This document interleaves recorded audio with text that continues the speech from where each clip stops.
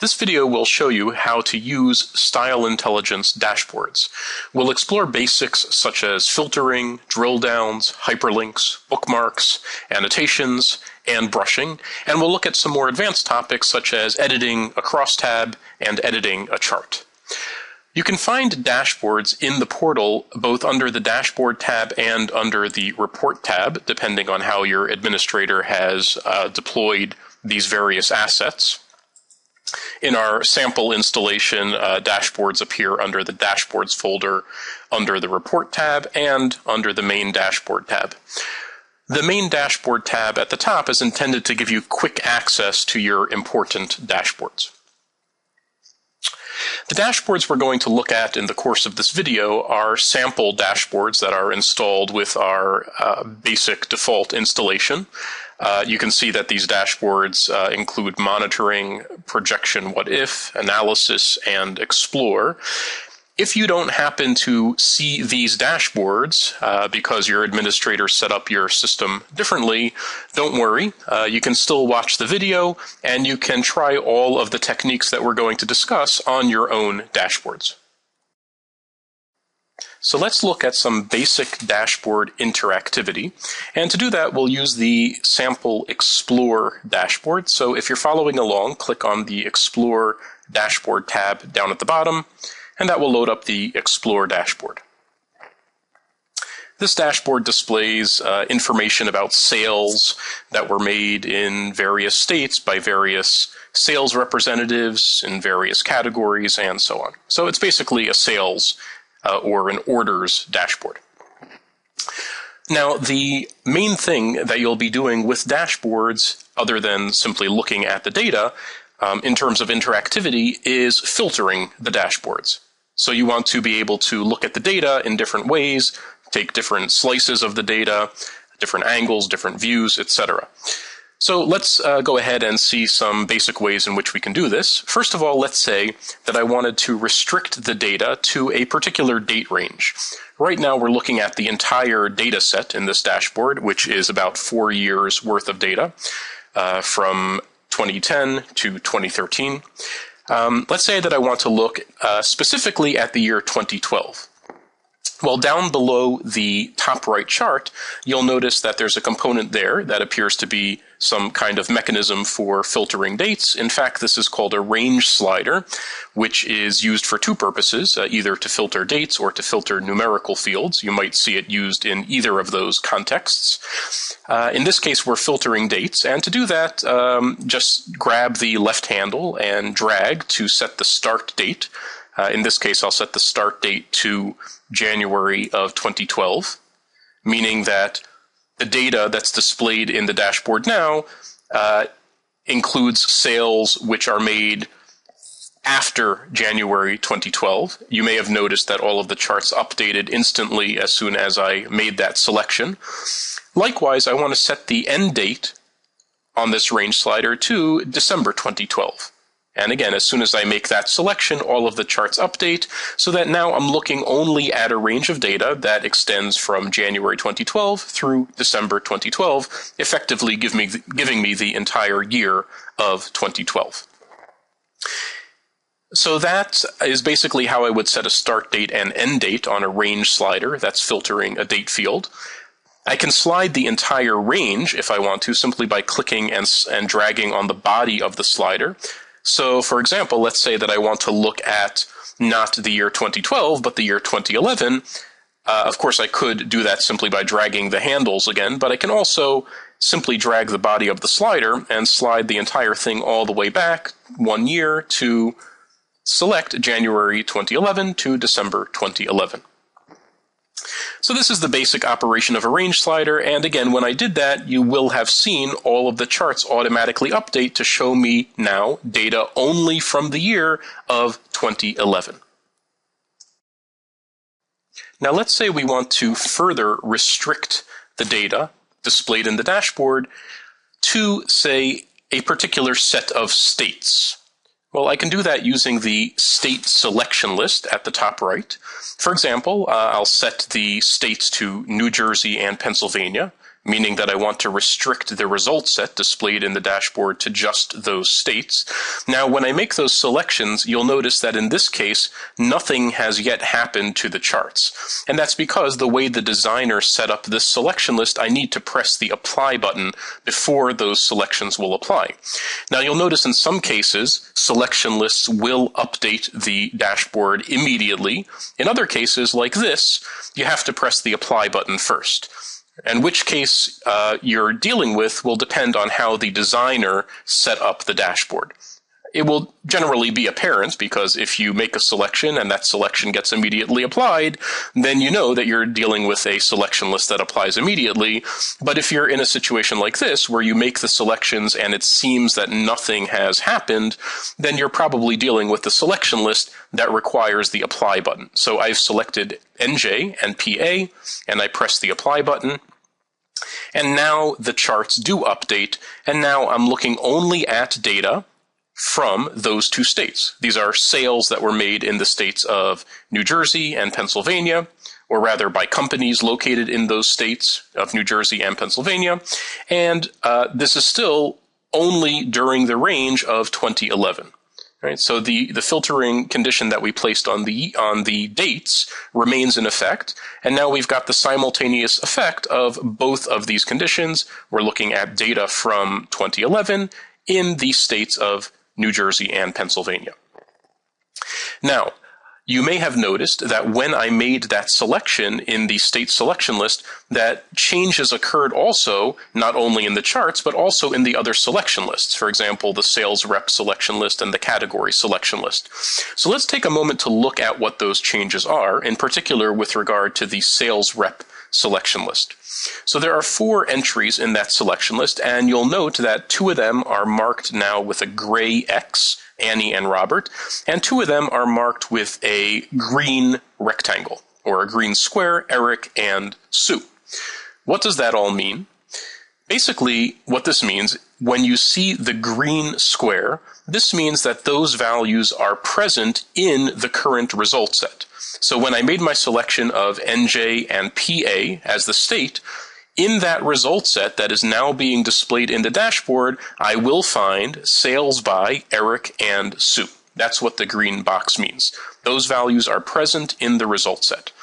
The boxes that are marked with the gray X means that those values are not present in the result set. So if I look at in detail, if I look at the records that are being returned and displayed in this dashboard, I will find no sales by the salespeople Annie and Robert. Moreover, those salespeople are incompatible with the selection that I made. In other words, Annie and Robert have no sales in the states that I selected. So, from a practical standpoint, what this means is that I can select either of the entries that are marked with the green box, and what that will do is will effectively make that selection.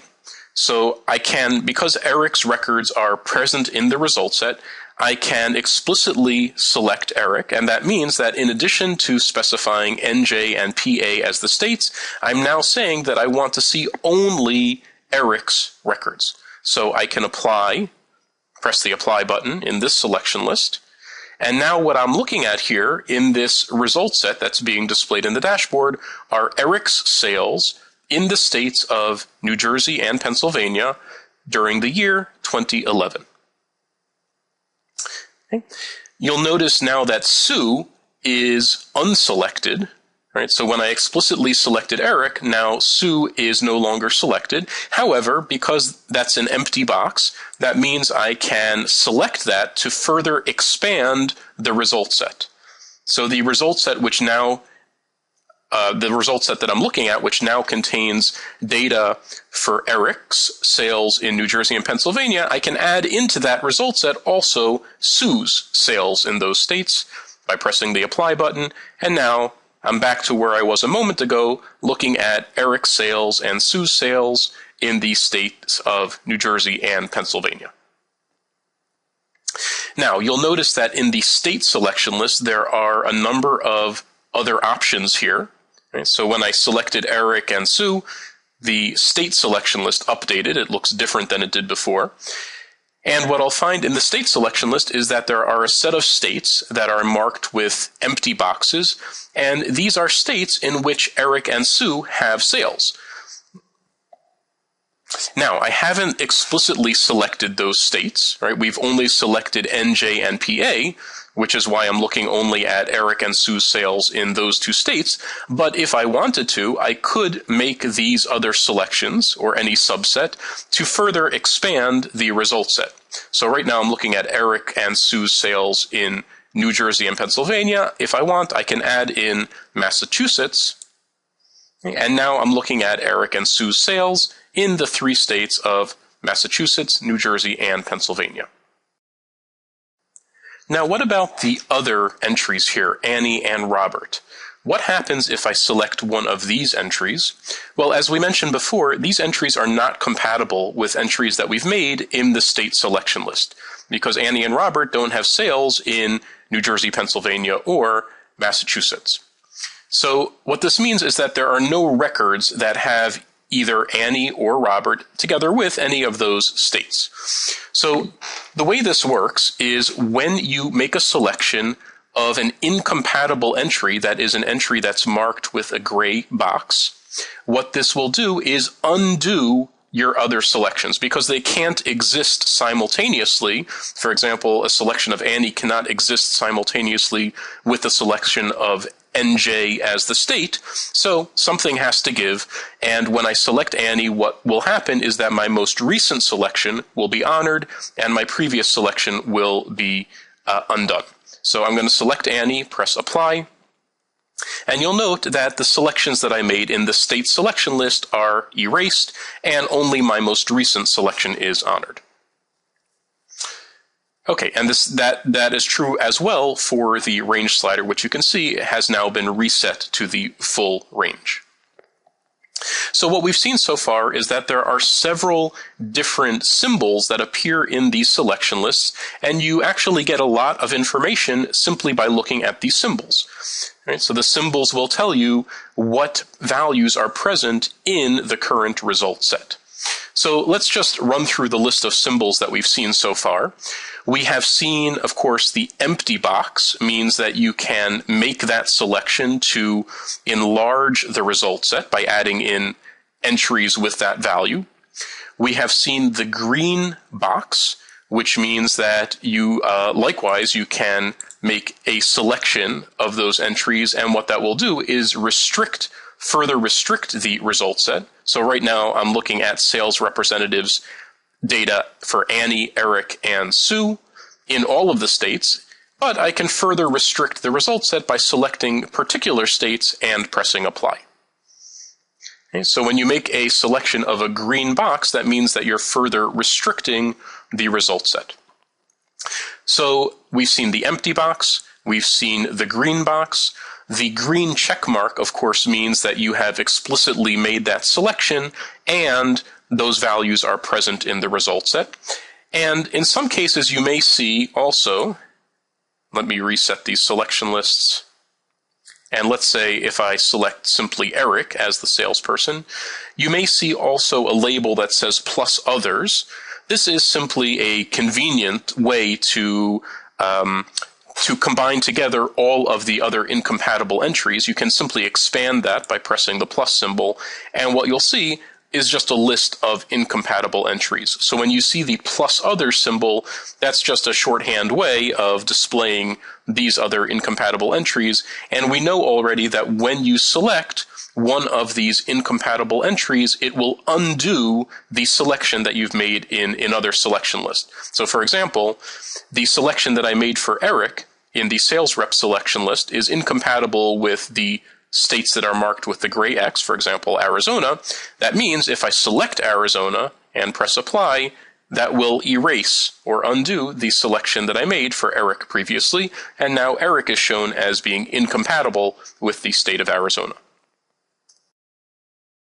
Now there is one more symbol that you may occasionally see, and that is a gray check mark. Let's see if we can recreate that.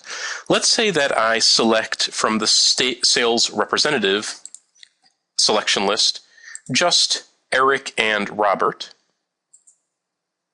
So I'm selecting Eric and Robert. And in the state selection list, I now see a list of all the states in which Eric and Robert have sales.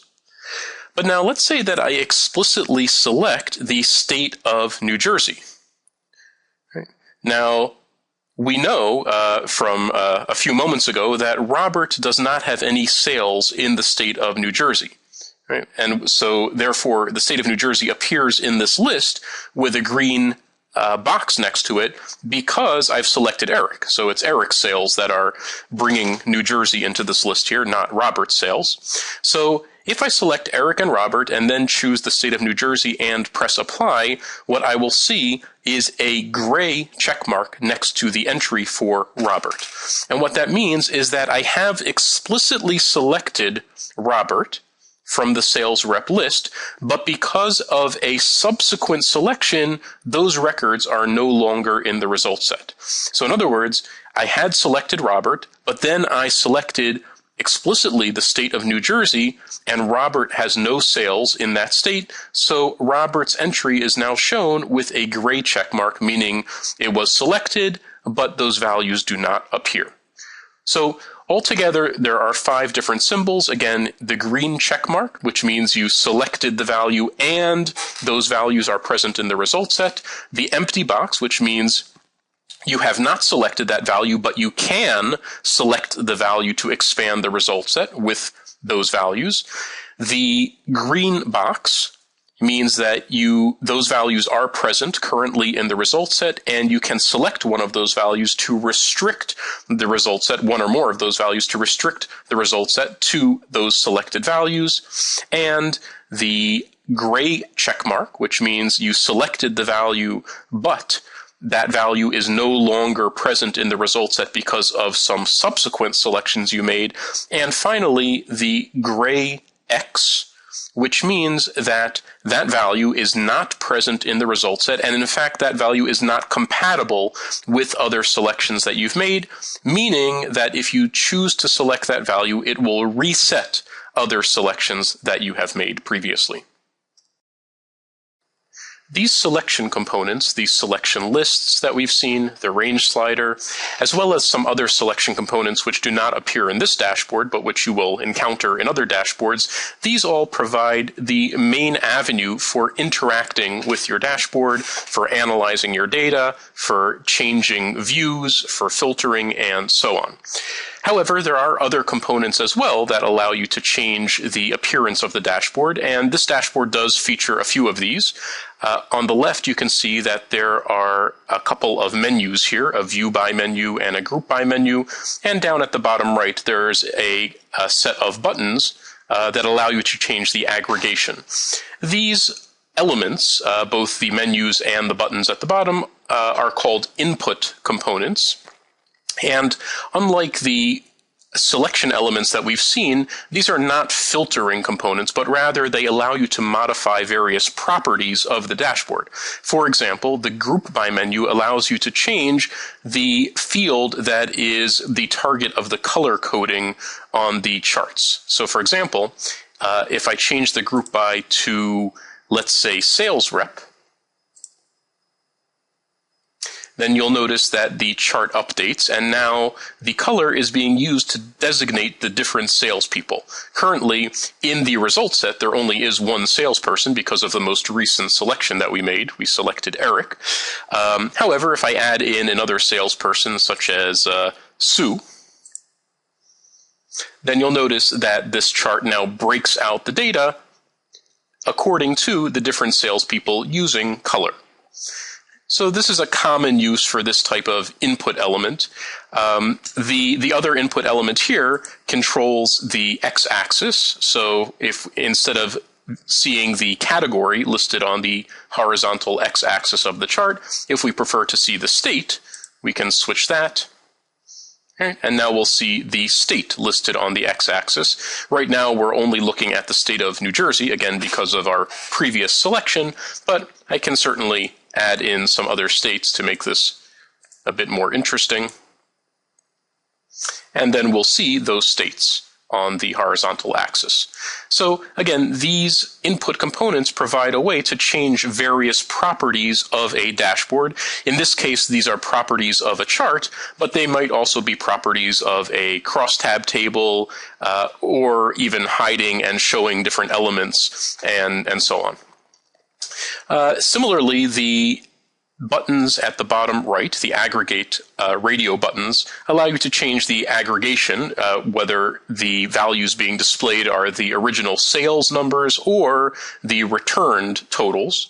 And you can simply make a selection there, and you'll notice that the charts update to display the return totals now rather than the sales totals.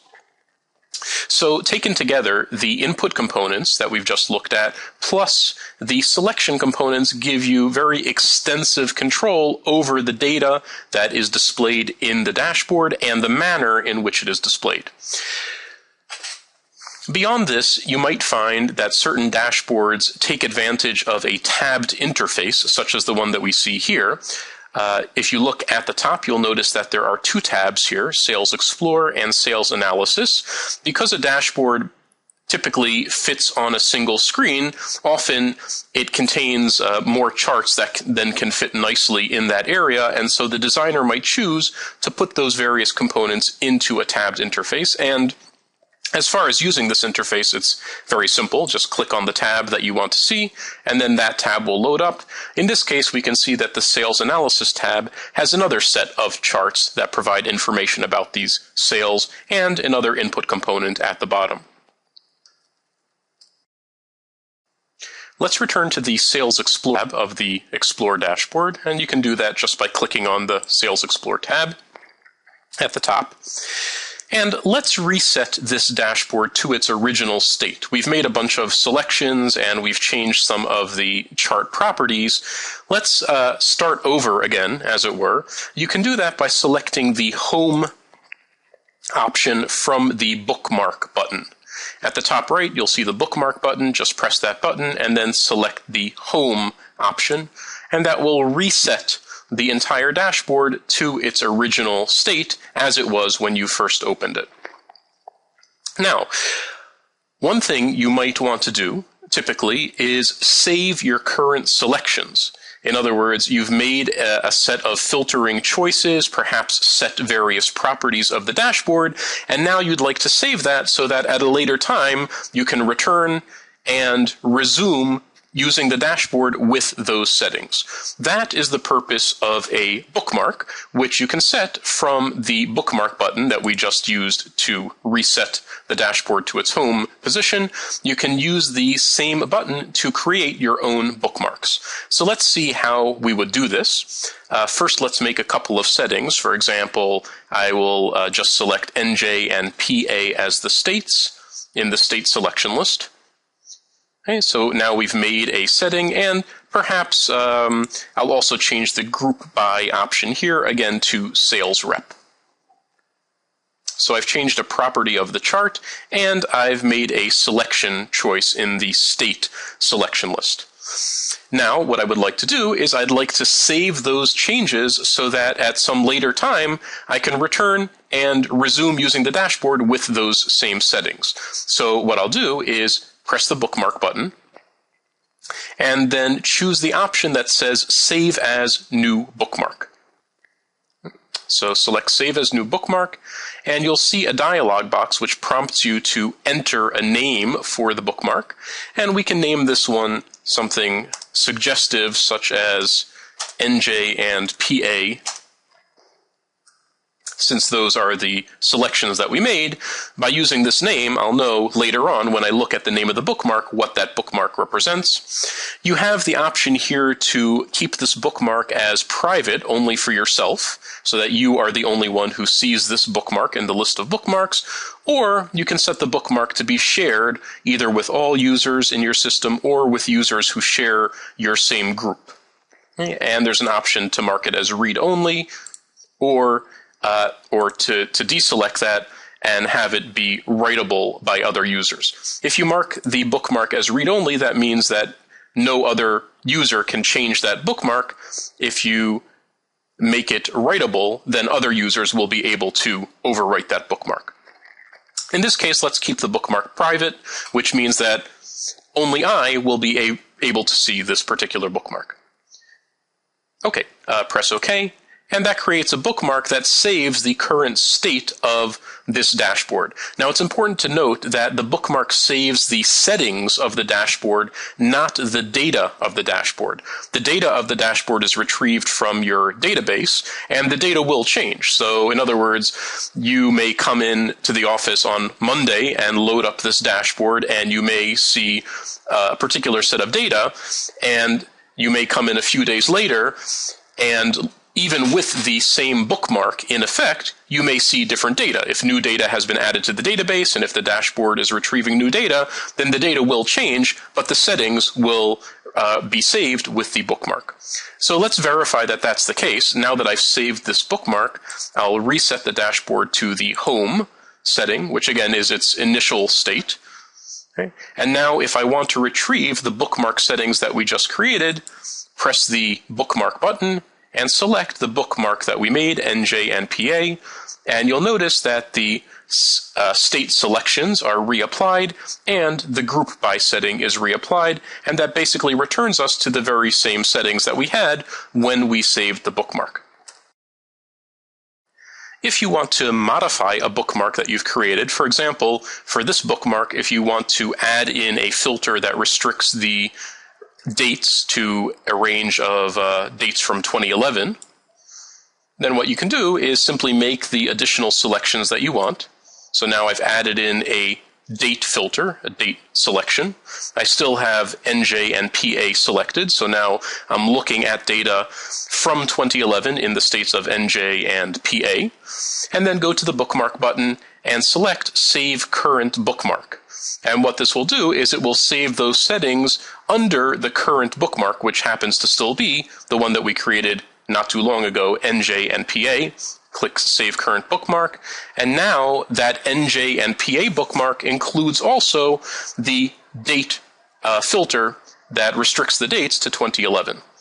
Well, let's confirm that that's the case. So again, I'll reset to home, and then select NJ and PA, and you can see that this bookmark now also includes the date filter. Okay, there are a few other things that you can do with bookmarks. For example, you may want to at some point delete a bookmark. And again, what you can do is go to the bookmark button and right-click on the bookmark. And there are several options here. The remove option is self-explanatory, will allow you to delete the bookmark that you've created. The properties option will allow you to make modifications. If you select that, it opens again the bookmark properties dialog box that allows you to change the settings there. And then finally, there is a set as default option, which will basically make this bookmark, the current bookmark, the setting that is in effect when the dashboard is first opened. So in other words, if you find some settings and you prefer those settings to be in effect when you open the dashboard, every time you open the dashboard, say at the start of the day, you can simply set that bookmark as the default.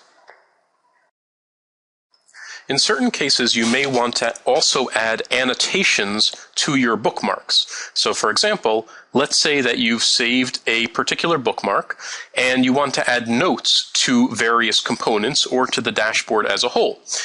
You can do all of those things. So for example, I might want to add a note to the dashboard indicating that this is a particular setting that describes sales in New Jersey and Pennsylvania in 2011. Well, let me see see if I can find a place to put that. How about right over here? So, seems like a open area. So I'll right-click in the area where I want to place the annotation, select Annotate, and that opens the annotation editor. And I'll just type some general information so that when I return to this bookmark, I'll have a reminder about what this dashboard displays, and I'll write, this shows data from 2011 for NJ and PA. As you can see, there are various formatting controls. You can make the text bold and large, however you like to do these things. Perhaps a little bit more colorful. So you can create your annotation, press OK, and the annotation is then placed in the location on the dashboard where you had originally clicked, but you can move it. So I can take this dashboard and, or rather take this annotation and drag it perhaps down here. Might look a little bit better. If I want to edit this again to make further changes, I can right-click and select Edit, and that allows me access again to the annotation editor, and I can make whatever changes I need to make. I can resize the annotation by dragging the handles, and I can add further formatting by right-clicking on the annotation and selecting Format, and that allows me to change just some visual styling of the box that the annotation appears in, not the text of the annotation, but simply its container. So, for example, I could change the border style to a darker border. I could change the rounding of the corner, the fill color. Perhaps I prefer it to be a light blue color, and so on. Okay, so in addition to adding an annotation to the dashboard as a whole, which we just did, you can also add annotations to individual components, for example, a particular chart or a particular gauge or a table, and so on. So let's try adding an annotation to this chart at the top right. Right-click on the chart and select Annotate Component. And the rest of it is pretty much the same as what we just did before. You write your annotation. This chart shows totals by state. Obviously, when you do this on your own dashboards, if you're adding annotations, they'll probably be a little bit more informative than the ones that I'm creating, but you get the idea.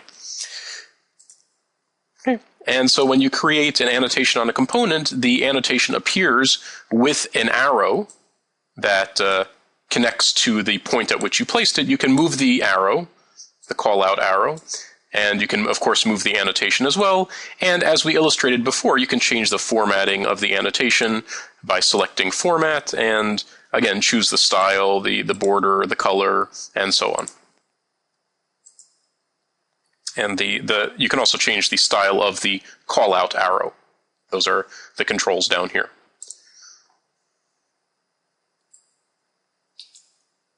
And finally, you can place an annotation on an individual data point. So for example, let's say there's a particular point of interest.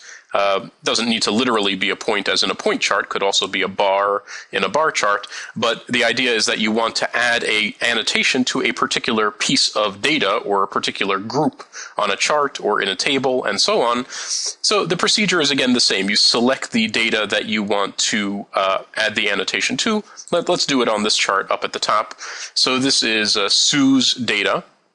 So what I'll do is right-click on that particular data point that I want to add the annotation to, select Annotate Point, and when you do that, you'll notice that the annotation by default contains some particular information about that point. In fact, this is basically the information that you would see by default in the tooltip. Right? The tooltip is what appears when you hover over a data point on the chart. And the reason that appears in the annotation is in the event that you want to make use of that information in your annotation.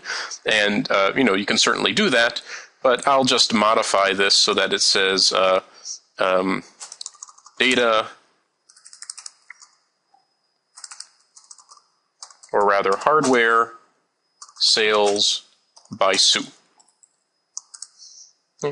Because this is this data group that I've selected is the group of hardware sales made by sales representative Sue. So there's my annotation.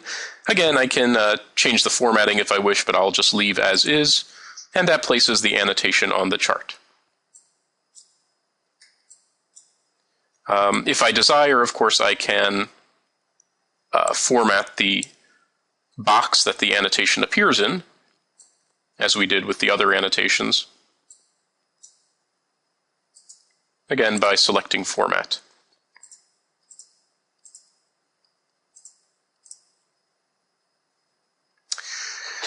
Okay, now the question that might enter your mind is what happens if that particular data point does not appear on the chart? For example, let's say that we do not select Sue as one of the sales representatives. In other words, I'll select, let's say, just Eric, and click Apply. Then what I'll see is that I'm looking only at the data for Eric, and the annotation, which was previously pointing to the data for Sue, is hidden. If I again add Sue's data back into the result set by selecting Sue, press Apply, then the annotation that I've added for Sue's data is again visible. So you can add annotations to individual groups on a chart. Those annotations will appear when appropriate and will not appear when the group is not being displayed on the chart. Now, you may not want the annotations to be visible all the time. For example, you might simply want to read the information in the annotation and then, again, close the annotation. And you can do that by pressing the annotation button at the top right corner. This button is present if there are annotations in the dashboard. If you press the annotation button, the annotations will be suppressed. However, they will leave behind a small icon to indicate their presence. So you'll notice that there is a small annotation icon at the bottom to indicate the presence of the dashboard, the global dashboard annotation. And when you move the mouse over either of the two top charts, you'll notice that there's a small annotation icon there. To redisplay the annotations, you can either press the annotation button in the top right corner, or you can click on one of the icons. So if I click on the little icon here, that will re-enable all of the annotations. So the annotation button at the top right gives you a way to turn on and turn off the annotations on the dashboard. Now, we mentioned that the annotations that you add to a dashboard are saved with the current bookmark. So if you have added annotations and you want to save those annotations, what you should do is save the current bookmark. So that's what we'll do. Click the bookmark button and select Save Current Bookmark. And now these annotations are saved with the other settings in the current bookmark. The other settings being the various selections that we've made, various input choices that we've made, and now the annotations are all saved together in the current bookmark. And we can verify that by switching to a different bookmark. For example, if I return to the home position, right, this takes the dashboard back to its original state. Clearly, there are no annotations on this bookmark. But if I return to our NJ and PA bookmark, right, you will again see the annotations that were saved with that bookmark, and of course you can choose to hide them or show them. The next thing that we're going to look at in this video are features of charts, tables, and crosstabs. You may have noticed as you were looking at the charts here that charts have a set of buttons at the top right that allow you to perform various operations on the chart, and the same is true for tables and crosstabs. And so we're going to begin looking at some of these features that are specific to charts, tables, and crosstabs. To do this, let's first reset this dashboard. And I'll do that just by returning to the home position, the home bookmark. And so we'll put this dashboard back in its original position. We've already noted that when you hover the mouse over a chart, in general, you will see a helpful tooltip that provides information about the group that you are pointing the mouse at. So in this chart at the top left, if I point at this group here, I get a tooltip that tells me that I'm looking at a group of data from the category games. These are sales of products in the category games, and the total of this particular group is $749,000 and some amount of dollars. So that's a basic tooltip. What you'll discover as you use different dashboards is that the tooltips may appear differently for different dashboards, contain different types of information, and in some cases the tooltip might in fact be replaced by a component such as a gauge or a table that pops up in place of the tooltip. Now let's look at some of those features that are available from the mini toolbar of the chart. Recall that when you hover the mouse over the chart, there is a little toolbar up here at the top right that provides some functionality for the chart. In fact, the buttons that we're seeing right now are just a subset of the available buttons, because if you select data on the chart, for example, I'll select the group for the state of New Jersey in this chart here just by clicking on it. As soon as you select data on a chart, you'll notice that there are, in fact, some additional buttons that appear. And we're going to go through all of these buttons right now. First, though, let's just get familiar with selecting data on a chart. Obviously, you can select a data group by simply clicking on that data group, as I just selected the state of New Jersey. You can also control-click with the mouse, hold down the control key on the keyboard and click with the mouse, and that allows you to select discontiguous groups, in other words, groups that are not necessarily next to each other. So you can choose an arbitrary subset of groups on the chart by using control-click. And if you want to select a contiguous group of set of groups, you can also do that simply by dragging across those groups. And that will select all of the groups that fall within the lasso that you drag. So these are various ways of selecting groups on a chart. And again, when you make that selection of data on a chart, you'll see this mini toolbar appear in the chart that allows you to perform various operations on the chart data. So let's begin to take a look at what those operations are. The first feature that we'll talk about is called brushing. So let's make this simple, and I'll just select a single group on the chart. Again, the state of New Jersey, sales in the state of New Jersey. And when you select a group, whether it's a single group or multiple groups, you'll see this button here called Brush. What this button allows you to do is to highlight the data that you've selected in other charts. So if I'm interested in where this data falls, where sales in New Jersey fall in these other charts, what I do is I select that group and press the brush button, and that highlights the group in red that I've selected, and it also highlights that data in red in all of the other charts. So now I can look at these other charts and I can see that sales of New Jersey occur principally, for example, in the category of business, and then slightly lesser amount in the category of hardware. I can also look at the differential month to month for sales in New Jersey, and likewise I can look at a breakout of the sales by sales representative and by category in this bottom chart. So brushing provides a way to really draw out a particular group of data in all of the charts and focus exclusively on that particular group of data. Now, to turn the brushing off, you'll notice that in the toolbar now there's a clear brushing button. So you can simply press the clear brushing button to disable the brushing, and the dashboard goes back to its normal display. And this approach to brushing will work not only for a single group, but for multiple groups. For example, I could select using control-click New Jersey, Massachusetts, and let's say Pennsylvania, and then just follow the same approach. Press the brush button, and now those three groups are together highlighted, and the data corresponding to those sales, those orders for those three states, are again highlighted in all of the charts.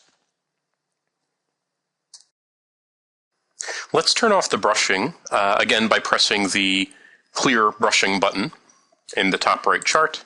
That takes us back to where we were. And let's take a look at the next feature, which is the zoom feature. Zoom allows you to, again, focus in on a particular set of data, this time not by highlighting it, but by hiding the other data.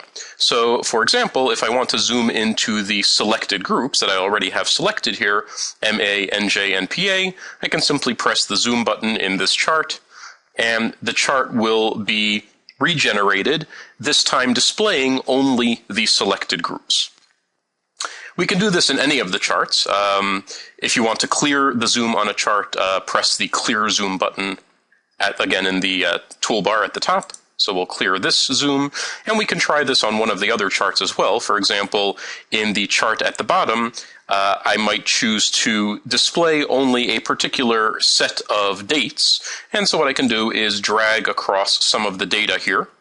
So I've selected some of the data points on this chart, some of the groups on the chart, and then press the zoom button in this chart. And the chart is again regenerated to display only the groups that I've selected. So this again is a way of narrowing down the focus when you're looking at charts. We saw previously you can do that by brushing, in which case the selected data is highlighted in all the charts. But another approach is the one we just saw now, which is zooming, which operates on only on a particular chart, but allows you to narrow the focus on that particular chart to just the selected data. And again, to clear the zoom, you simply press the clear zoom button. Now, the complement of the zoom feature is the exclude feature. Let's take a look at the exclude feature. And what this does is it allows you to, rather than narrowing the focus to the group that you've selected, it allows you to narrow the focus to all of the groups other than the group that you've selected. So for example, let's say that I want to look at all of the groups other than Massachusetts, New Jersey, and Pennsylvania. What I can do is I can select those groups and then go up to the mini toolbar and select Exclude Data. And when you press that button, what it will do is regenerate the chart, but without the groups that were selected. So I've got the same chart here, but now this chart is missing Massachusetts, New Jersey, and Pennsylvania, the groups that I had selected. And just like the zoom button, if you want to undo that operation, you simply press the clear zoom. It's the same button, clear zoom button at the top right, and that restores the chart to its original appearance. And again, this works on a chart-by-chart basis. So if you want to exclude data from, let's say, the bottom chart on the right, the procedure is the same. For example, let's say that I want to exclude Sue and Robert from this chart. I can select all of those data groups. So I've selected all the groups for Sue and Robert, press the exclude data button, and apparently I did not quite get them all. Let's try this again. Try to get these last two. These are the return values, so I'm going to select those groups as well, and again press exclude data. And now that leaves me with just Eric and Annie. Okay, so this is how both the zoom feature works to allow you to narrow the focus to a particular set of selected groups, and how the exclude feature works, which allows you to narrow the focus to all of the groups other than a set of selected groups. The next operations that we'll look at are the show details and show data features. Show details allows you to look at the records, the individual records that underlie the aggregated data on the chart, and the show data feature allows you to look at the numerical values that are displayed graphically on the chart. So the show data feature is available even when you have not selected any data. So right now, I have not selected any data in this top right chart. Nevertheless, the show data button is available, and if I press that button, a panel will open at the bottom in the portal, and what I will see here is simply a tabular listing of the actual data that's displayed on the chart. Right, so there should be in this table here a row corresponding to each of the groups on the chart. So for example, there's the state of Illinois on the chart, and if I hover over it, the tooltip tells me that the sales there were $559,000 and some, and if I look in the tabular listing, I can find the state of Illinois and find that value listed numerically. The advantage of this feature, show data, is first of all to be able to see the data in a tabular format, which in some cases you can gives you a better idea of the actual numerical values rather than moving from group to group on the chart and reading the tooltips, which might sometimes be a little bit more tedious. But this also allows you to export the data. So if you have a chart and you want to export a tabular listing of the data in that chart, you can do what we just did, press the Show Data button, and then press the Export button in the bottom panel, and that will export this data to Excel. So if I press Export, what will happen here is that a file will be generated containing this data in Excel format. Okay, that is the Show Data feature. To close the bottom panel, you can press the red X all the way on the right, and that closes the Show Data panel. Now let's look at the Show Details feature, which in a way is similar because it gives us access to the tabular rendering of the data, but the Show Details feature actually gives us the underlying raw data. So to access the Show Details, we do need to make a selection on the chart. So let's, for example, select a particular group or a set of groups. Let's say maybe Maryland, or rather Massachusetts and Pennsylvania. I selected those two groups by control-clicking. And then you'll notice that there is the Show Details button at the top right. Again, this button is only available after you make a selection on the chart. You can press Show Details, and what this will do is in the bottom panel, it will give you a list of all of the individual records that are going into representing those two groups. So in the state of Massachusetts, you're going to see a list of records. These are all the records over here that are being aggregated to get that total sale that you see on the chart. And likewise, you're going to see a set of records from Pennsylvania. Right? And the records that you see from Pennsylvania are all of the records that are being summed up to generate the total that we see for that state. So these are the raw records that are being used to generate the groups, the aggregated values on the chart. If you need to sort this data, you can do that by hovering over a column header. So for example, if you want to sort the data by state, you can hover over the state column header and press the little sort button in the column header, and that allows you to sort alphabetically. The up arrow means that you're doing an alphabetical sort. So we have all the Massachusetts records first, and if I were to scroll down far enough eventually, I would get to the Pennsylvania records. And if you press the button again, you get a reverse alphabetical sort. Now the Pennsylvania records first, then the Massachusetts records, and press the button a third time to return to the original sort. So the Show Details feature allows you to get access to, again, the underlying data that's being used to generate the chart for the particular groups that you've selected. And again, you have an export feature. In the bottom panel, you can press the Export button on the right, and that will save that tabular data into an Excel file. To close the bottom panel, simply press the red X and the panel goes away and we're back to our dashboard as it was.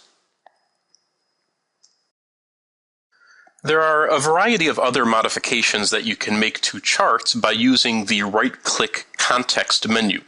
For example, let's take a look at this chart up here.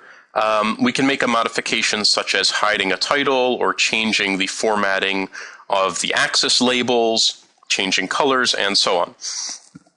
Let's take a quick look at some of these features. So, for example, if I right-click on the axis title, the right-click menu gives me a set of options. Among those are title properties, which gives me the opportunity to change the title.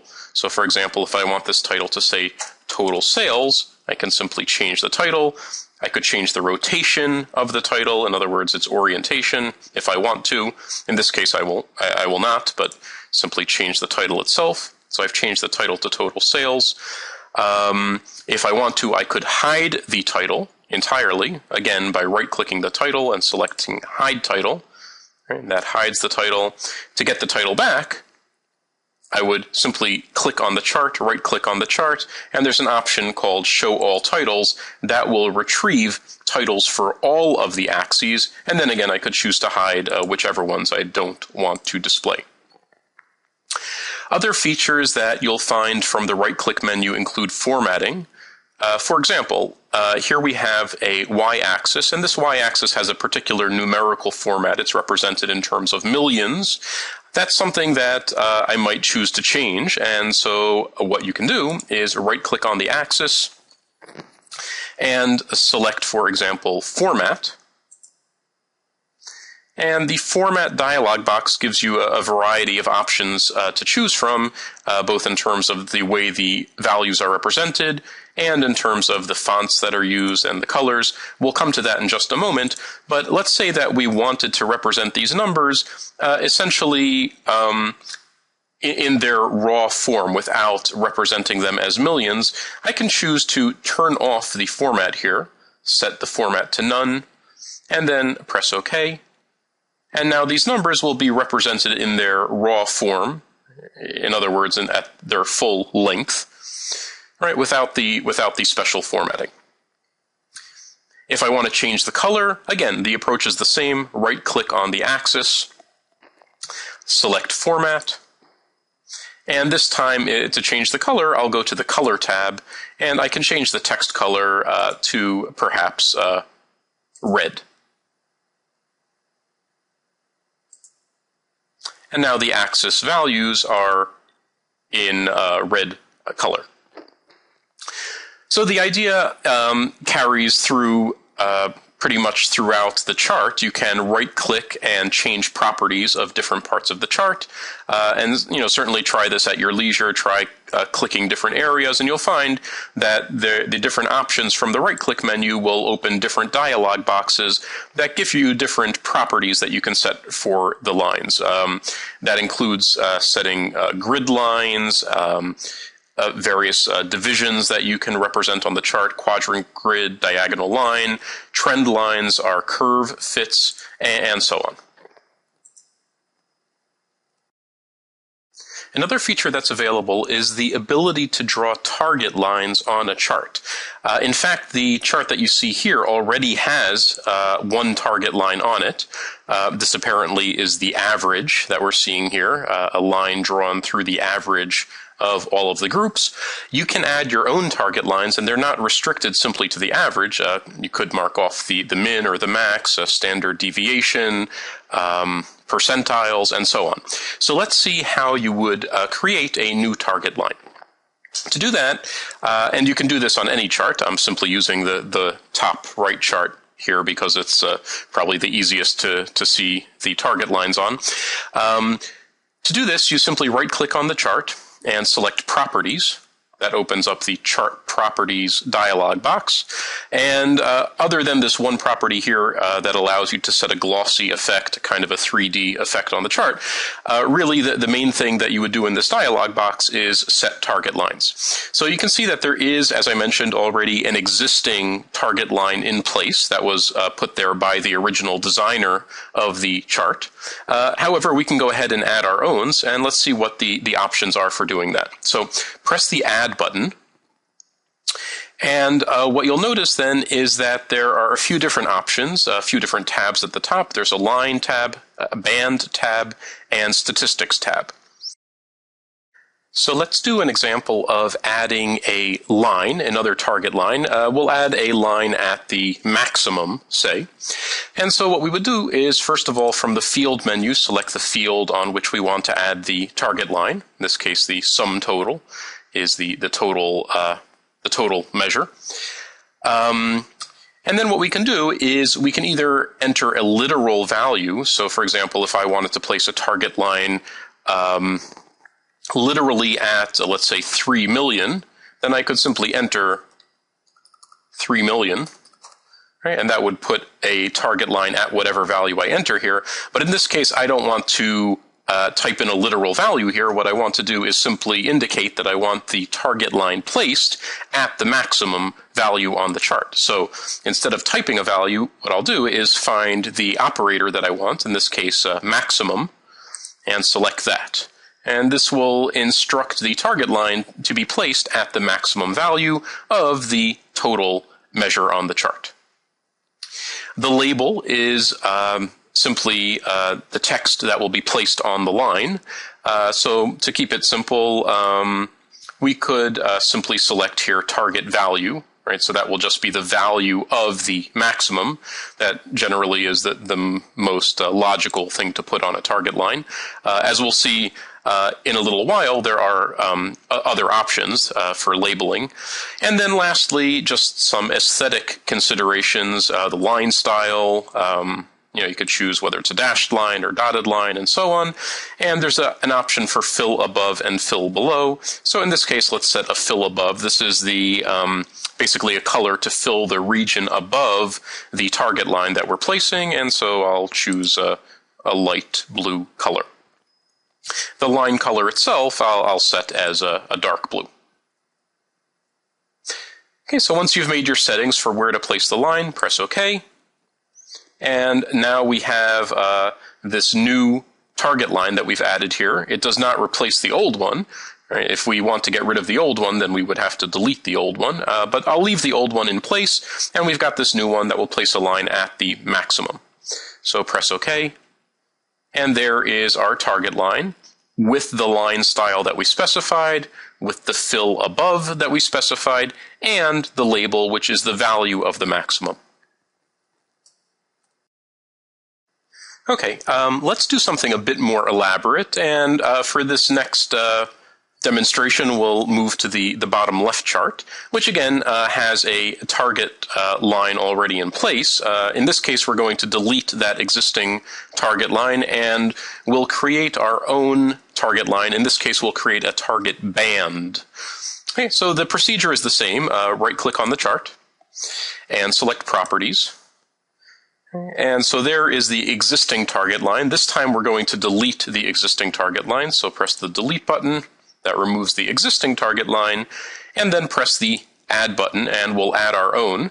Now, we've already seen how we can add a simple line either with a fixed value or a line at, say, the minimum, the maximum, the average, and so on.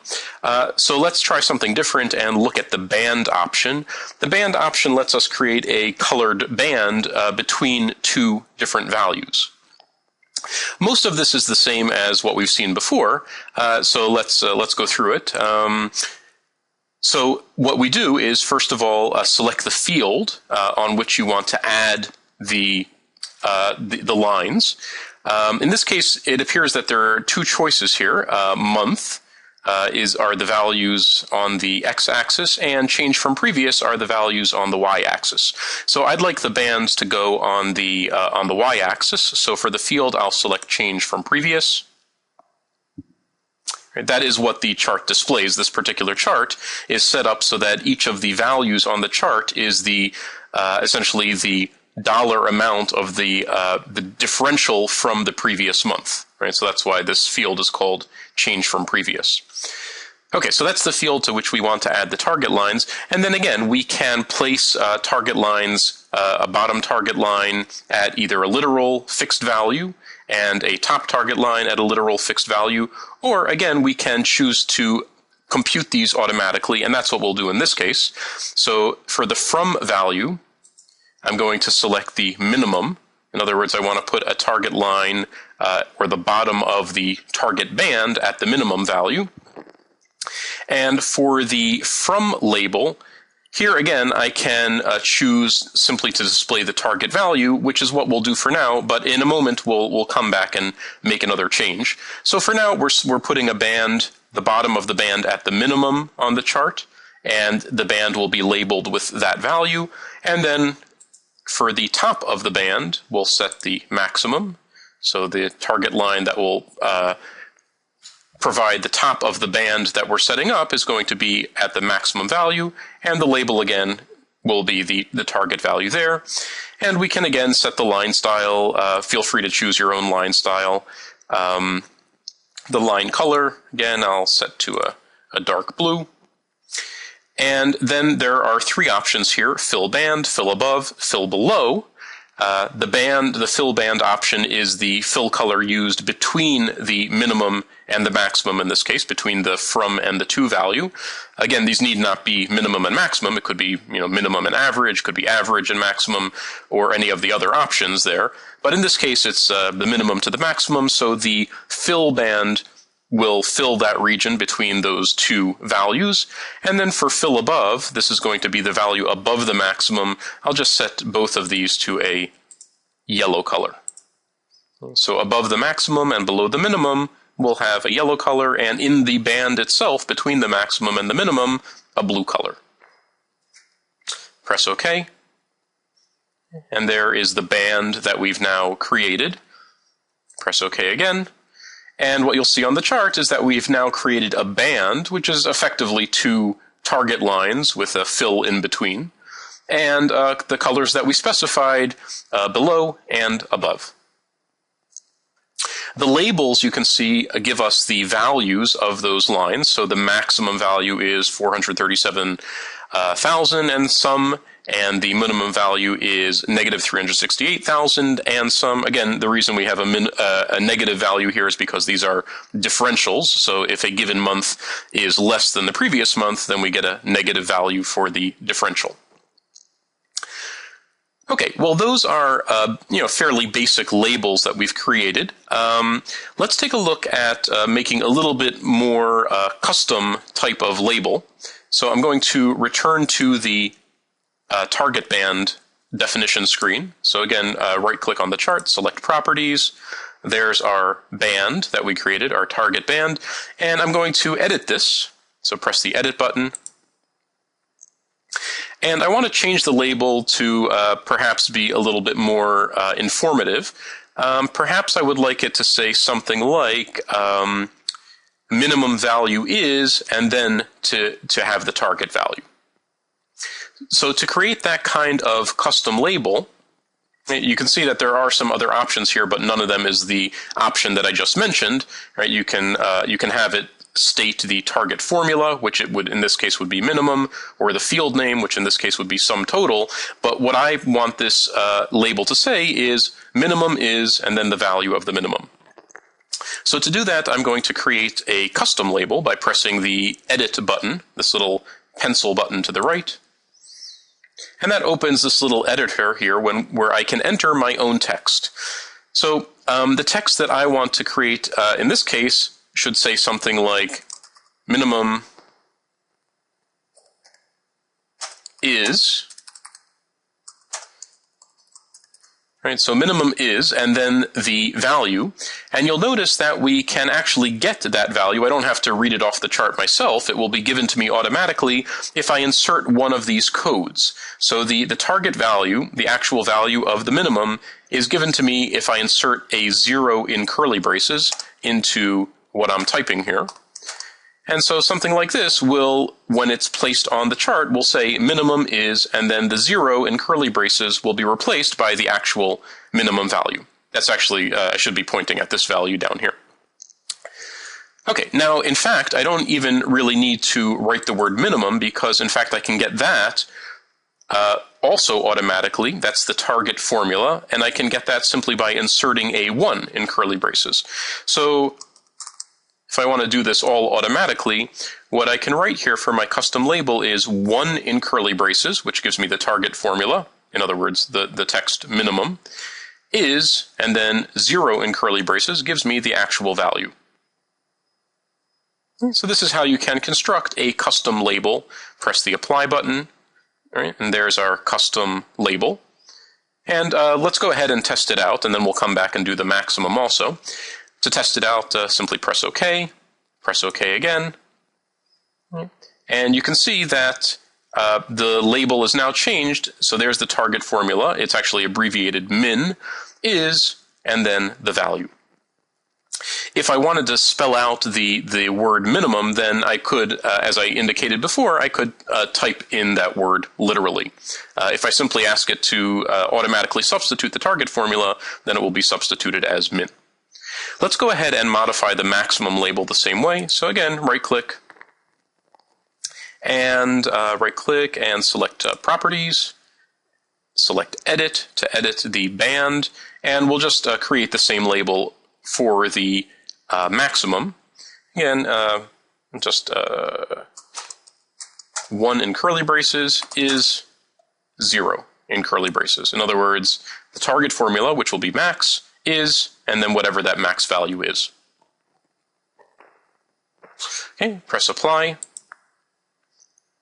press OK, press OK again, okay, and now we've got our custom label for the maximum as well. Now, the one thing that doesn't look quite right about this chart is that these labels here, the maximum and the minimum, are dollar amounts, and yet the values are not being displayed as dollar amounts. They're just being displayed as numbers. That may be fine, but I think it would look better probably if these were displayed with a currency symbol and so on. So let's see how we can modify the formatting on these values. To do this, we'll return to the target line definition screen. So again, right-click on the chart, select Properties. For the target band that we set up, press the Edit button. And let's return to the custom labeling. So again, press the Edit button next to the From label. This will, again, set the label for the minimum. So press the Edit button. And what we can do is, for the placeholder for the target value, which is the 0 in the curly braces, we can simply specify that this should be formatted as a number, and we can specify our own custom formatting. So let's do that, first of all, by typing a comma following the 0, then the word number, indicating that this value is to be formatted with a number format. And then we can specify the particular formatting. So what I'll type here is a $, and then hash, comma, hash, hash, 0.00. So again, it's a $, hash, comma, hash, hash, 0.00.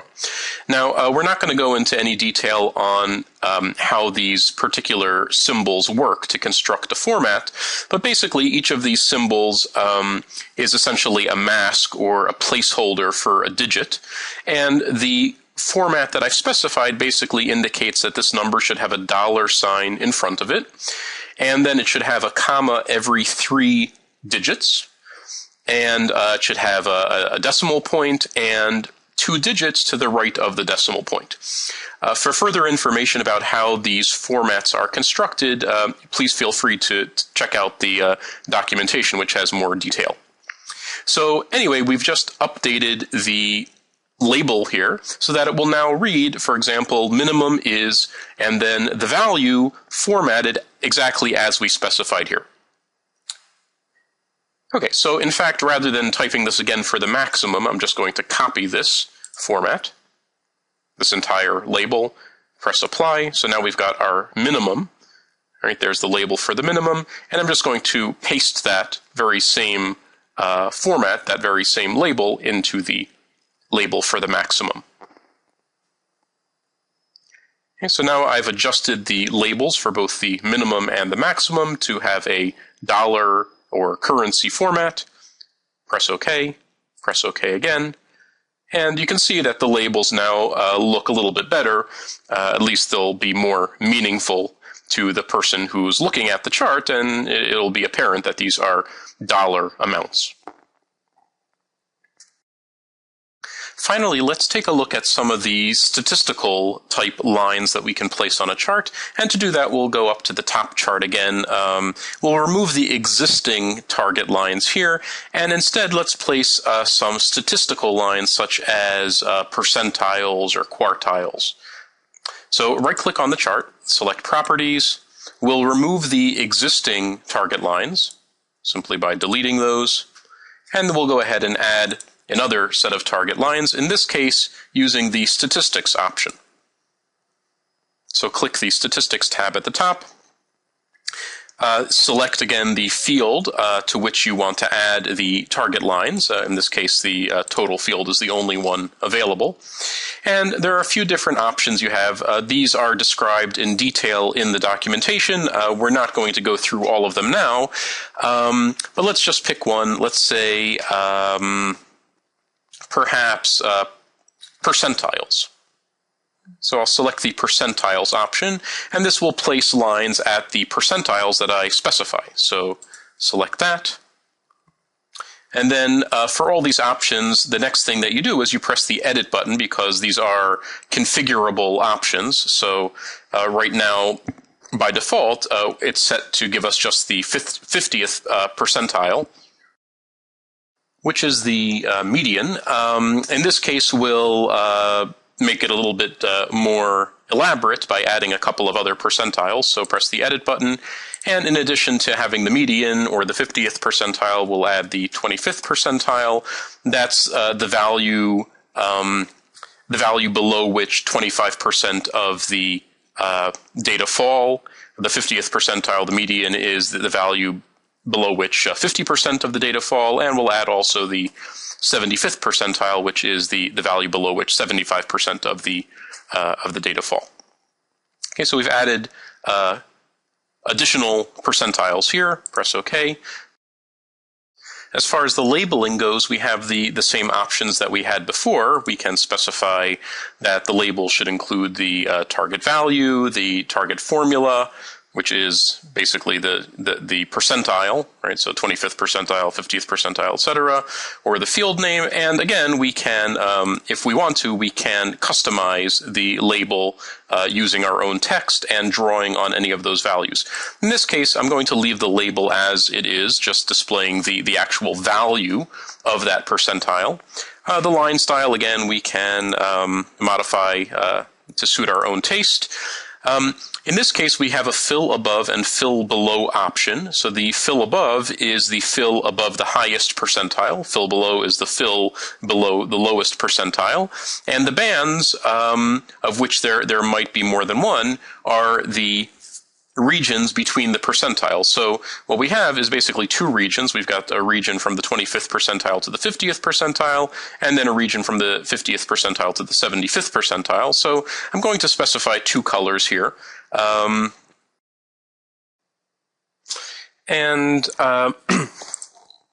the first color, I'll just take a light shade of gray, and for the second color, just a slightly different shade of gray. Actually, the default colors that we see here, probably work fine, but let's go ahead and just see how we can customize the colors a bit more. We've already seen how you can pick a color from the color palette here.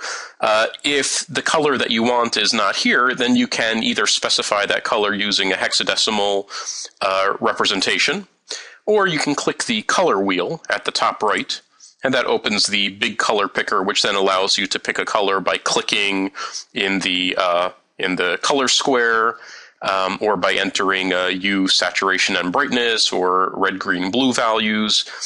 So you have a number of different ways of specifying colors. In this case, I'm going to specify a gray color just by typing the red, green, blue values. So this color I'll just set 225 for each. Since they're all equal, that will give me a gray. Press OK. And so that gives me a gray color for the first band, and likewise for the second band. I'll repeat the process and just use a slightly different color, this time 200 for each of the red, green, blue components. Gives me a slightly different shade of gray. And those will be my two bands, the fills for the two bands. Press apply. And then for the fill above and fill below, I'll just use an identical light shade of yellow. So let's select, we could select this yellow here, but I want something even a little bit lighter. So I'll select that, and then let me see if I can just adjust that a little bit further. So here's that yellow that I just selected.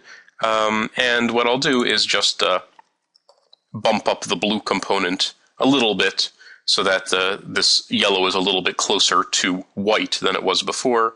Press OK. And this just gives me a slightly more pale shade of yellow, and do the same thing again over here. Of course, you can feel free to pick your own colors. There's no need for you to choose my colors exactly. So that's it. So we've set now the location of the percentile lines and the fill for the two bands, and the fill above and fill below for above the top band and below the bottom band. So let's see what the results of this bring. Press OK. Press OK. And what this does is it draws the various target lines representing the percentiles on the chart. So down at the bottom we have the 25th percentile, again the value below which 25% of the data falls, and you can see that value is somewhere about $419,000. So below that particular value is where you'll find 25% of the data, of the sales numbers. And then we've got the median, or the 50th percentile, right, somewhere around 885,000.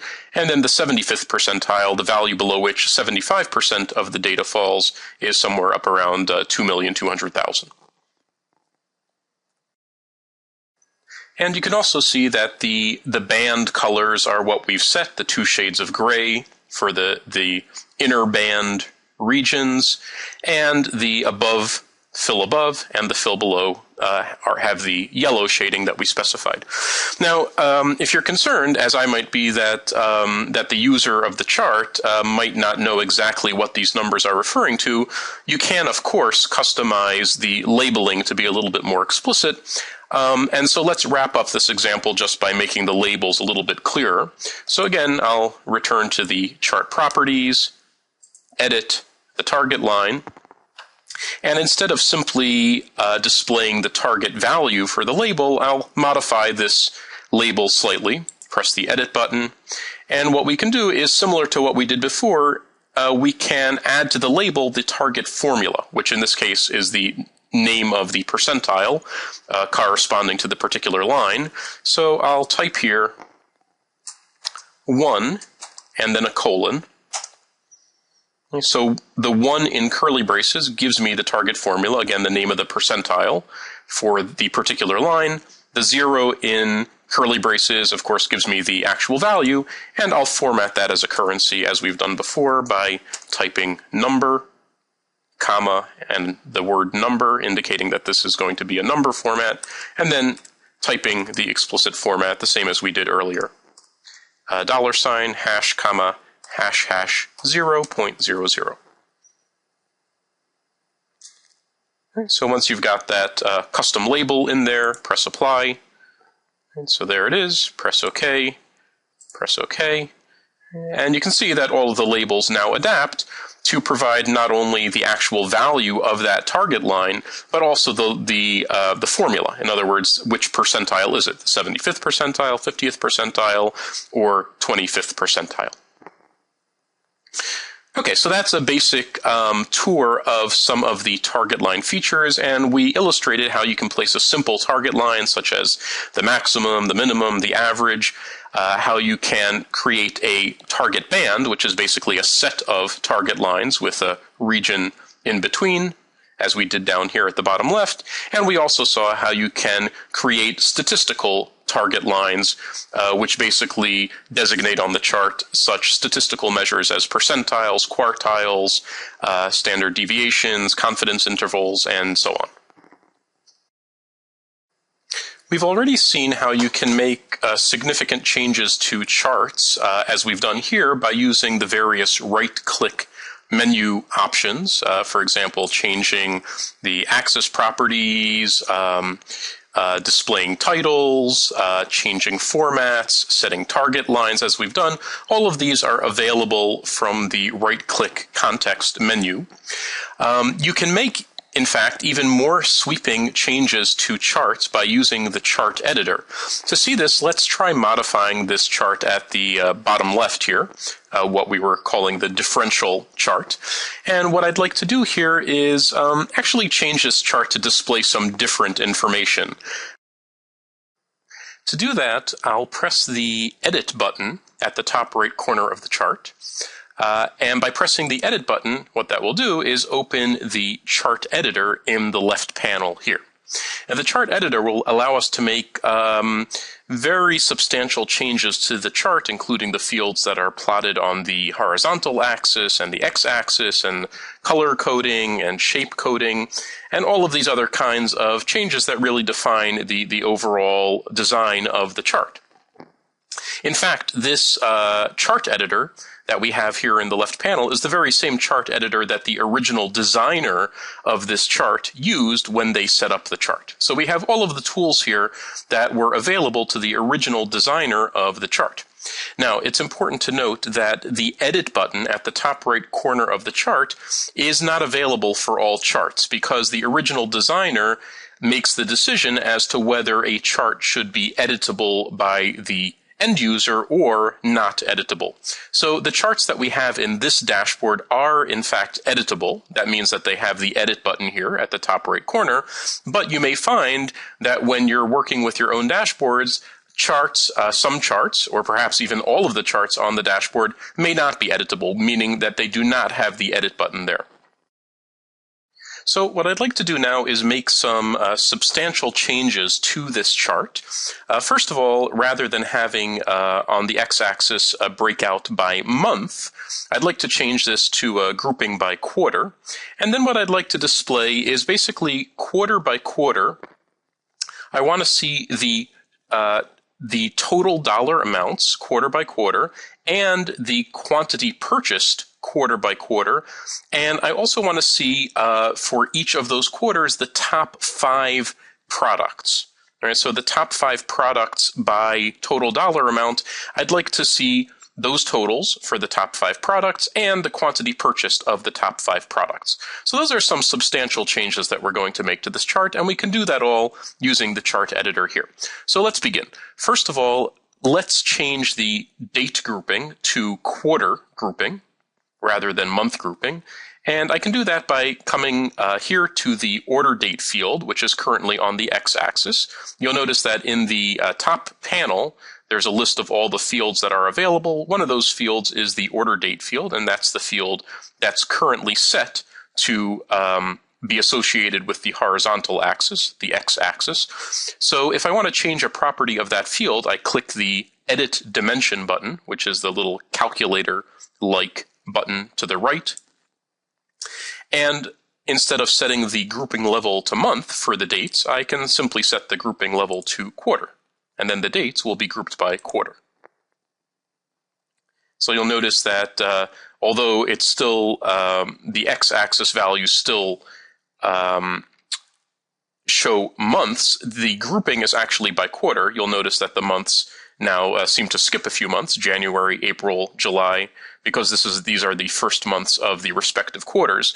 What we can do to make this look a little bit better is change the formatting of these groups so that it indicates more clearly that these are quarters. So that's what we'll do. Right-click. We've done this before. Right-click on one of the labels, select Format, and from the Format tab, let's change to a different date grouping. The date format is currently selected here, but I'm going to change that format so that it displays the quarter. And so in place of the current MMM, which gives us the 3-letter month, I'll put QQQ, which will give us the quarter spelled out. First, second, third, fourth, etc. And I'll also add a 4-digit year. So I'm just changing the date format to QQQ, capital Q's, space YYYY. Press OK.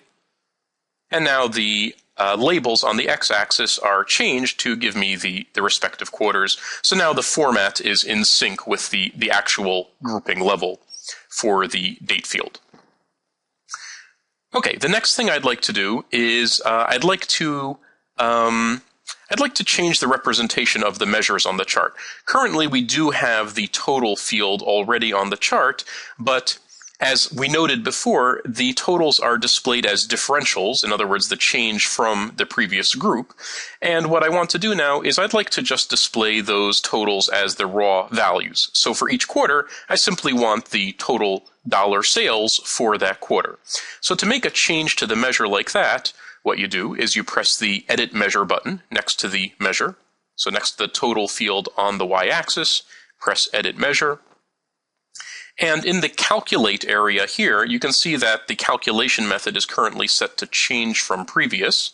That's why the chart is showing us each value as the differential from the previous. So what I'll do here is simply set the Calculate method to none.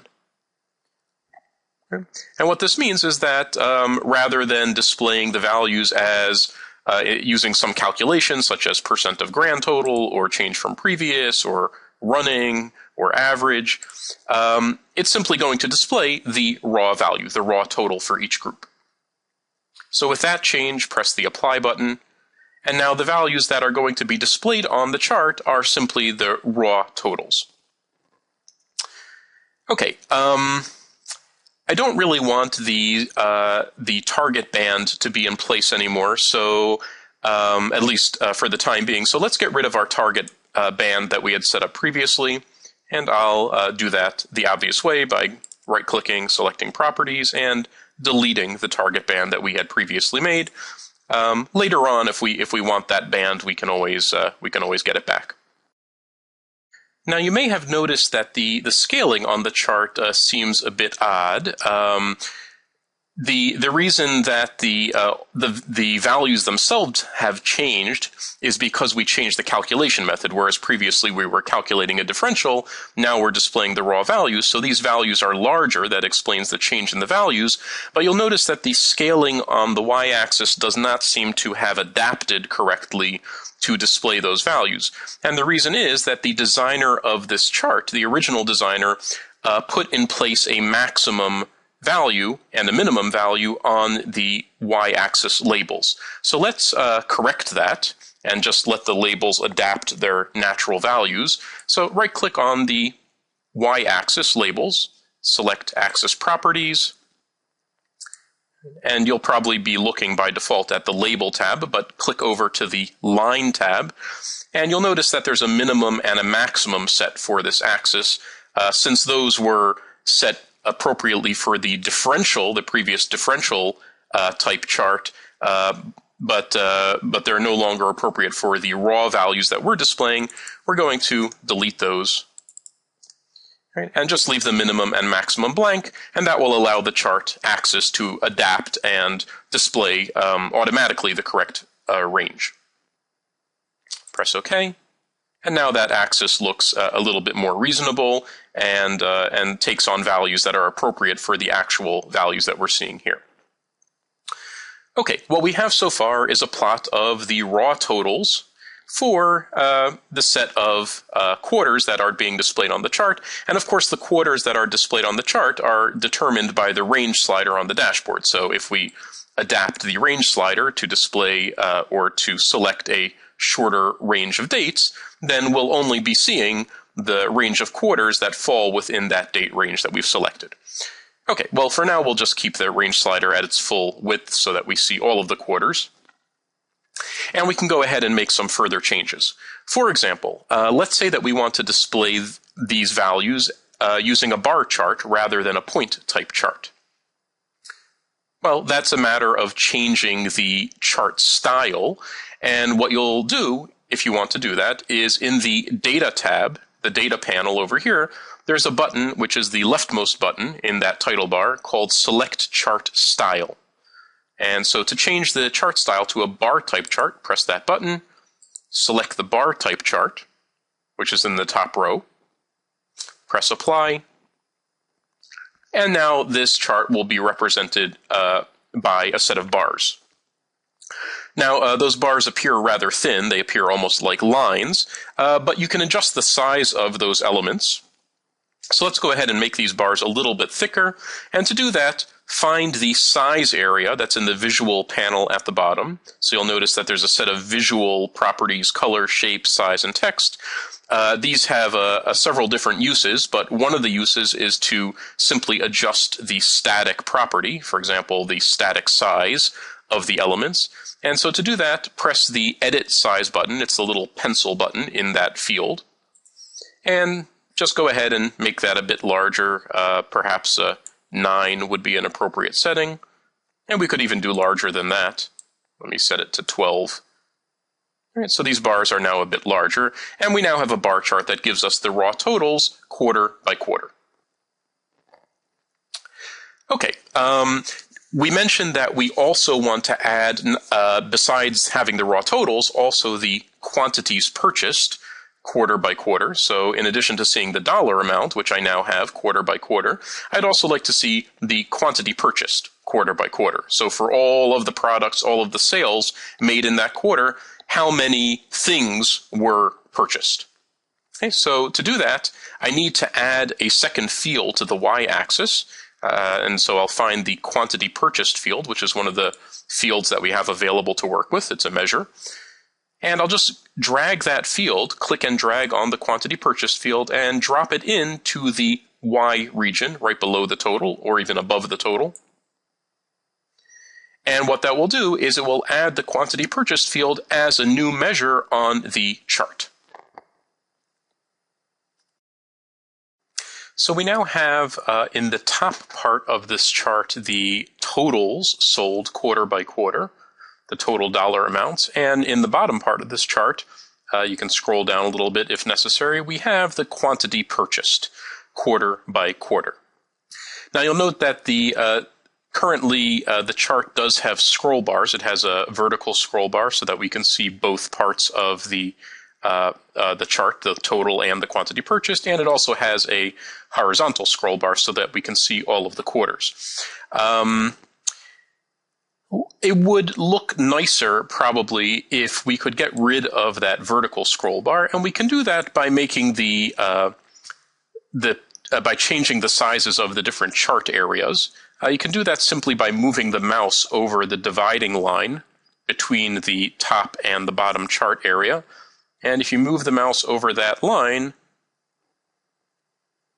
you'll get an arrow cursor, and you can simply click and drag to make the top part of the chart slightly smaller, giving more room for the bottom part. So you can see that that gains us a bit of space. And then secondly, what we can do to get a little bit additional room is make the labels a little bit more compact. So a couple of things that we could do, of course we could change the font size or something like that, but what I have in mind is perhaps to use just a 2-digit year rather than a 4-digit year, and also to put the labels on a angle. So let's see if we can make those two changes, and perhaps that will be sufficient to help get rid of that vertical scroll bar there. So right-click on one of the labels and select Format.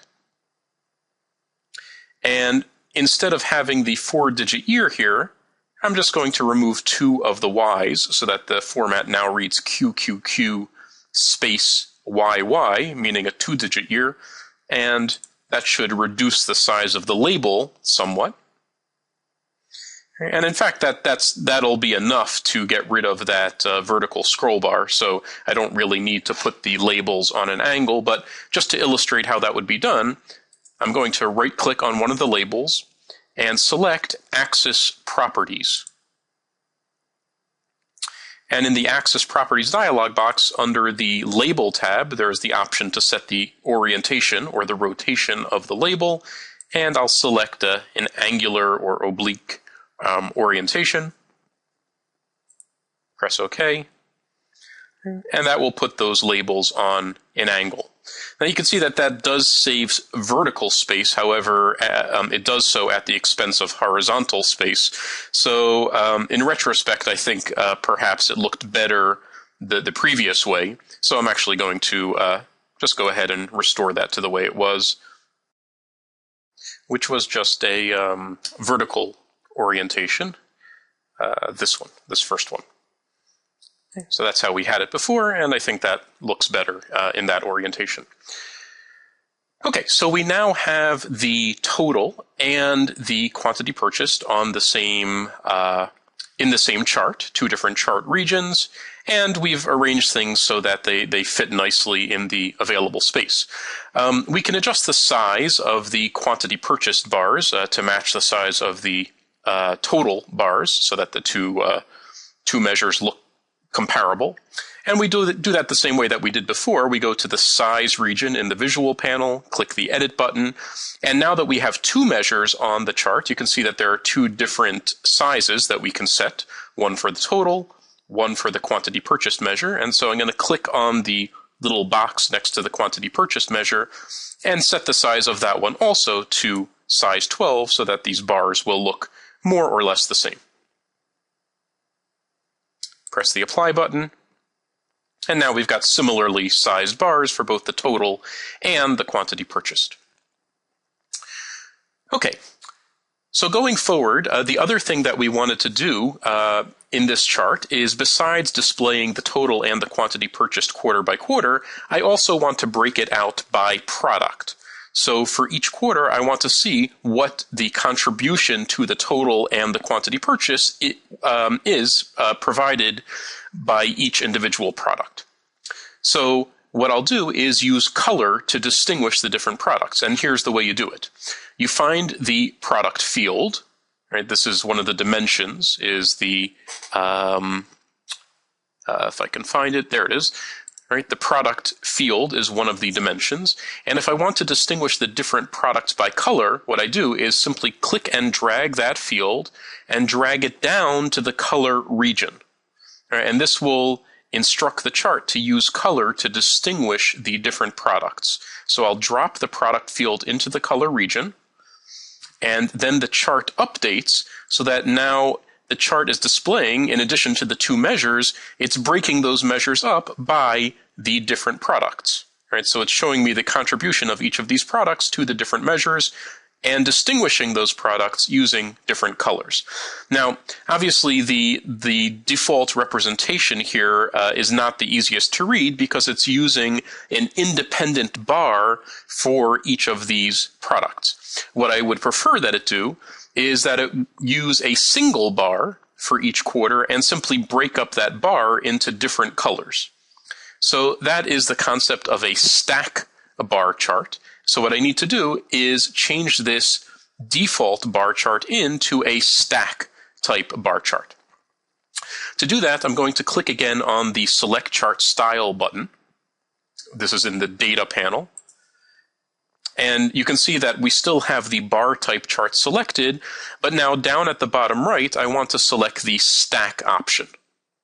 Right, so it's kind of hidden down here at the bottom right. There's a stack option.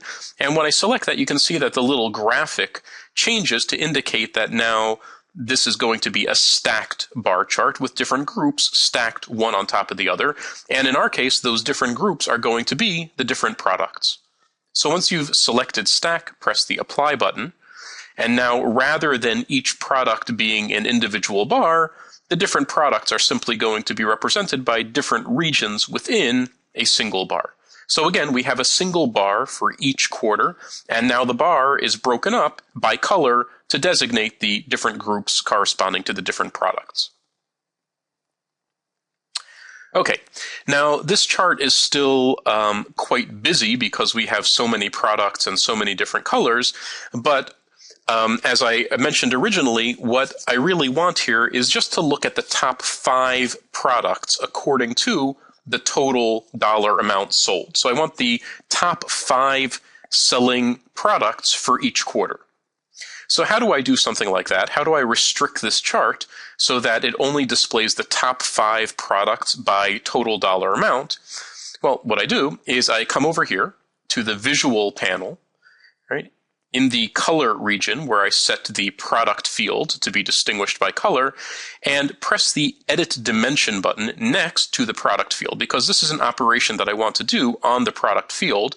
I want to essentially filter or rank the products. So I'm going to do this operation on the product field, press the Edit Dimension button, and then set a ranking here. A ranking is basically a filter that filters out the top so many or bottom so many groups based on some measure.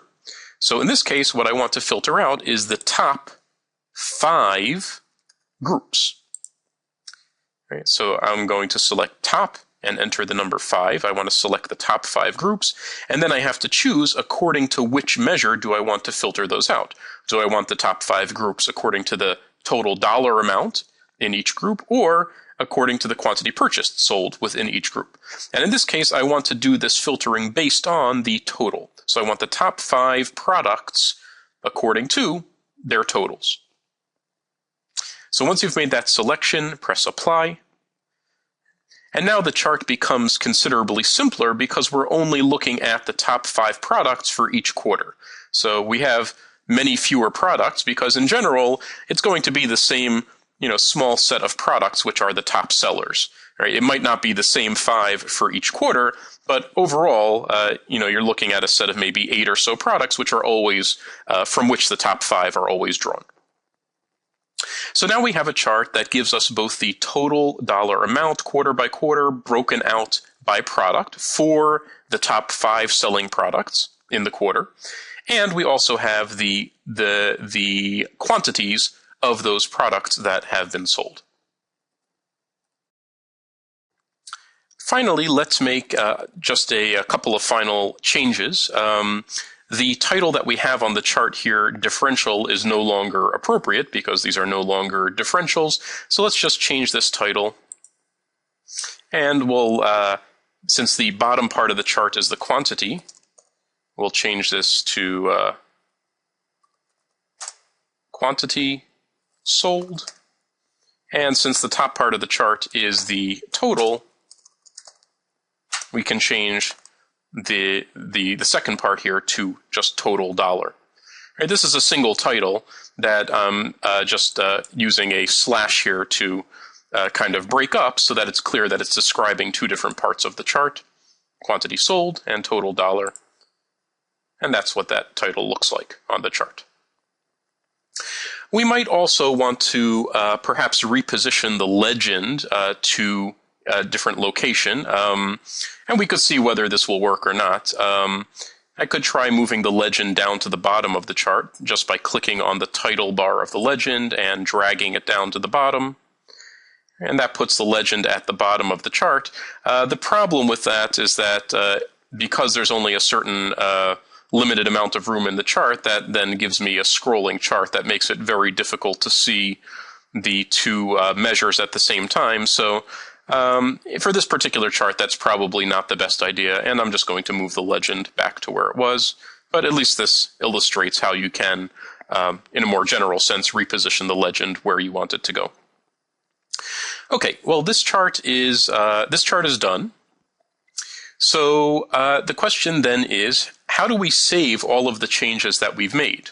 Right, we can close the chart editor at this point. We've finished our changes to the dashboard, which included all of the substantial changes that we just made to this chart, in addition to some of the other changes that we made to the top chart, including the changes to the labels and so on, and titles. How do we save our work? Well, as was the case with other settings such as target lines and selections and input component settings, the changes that we've made to these charts are saved with the bookmark.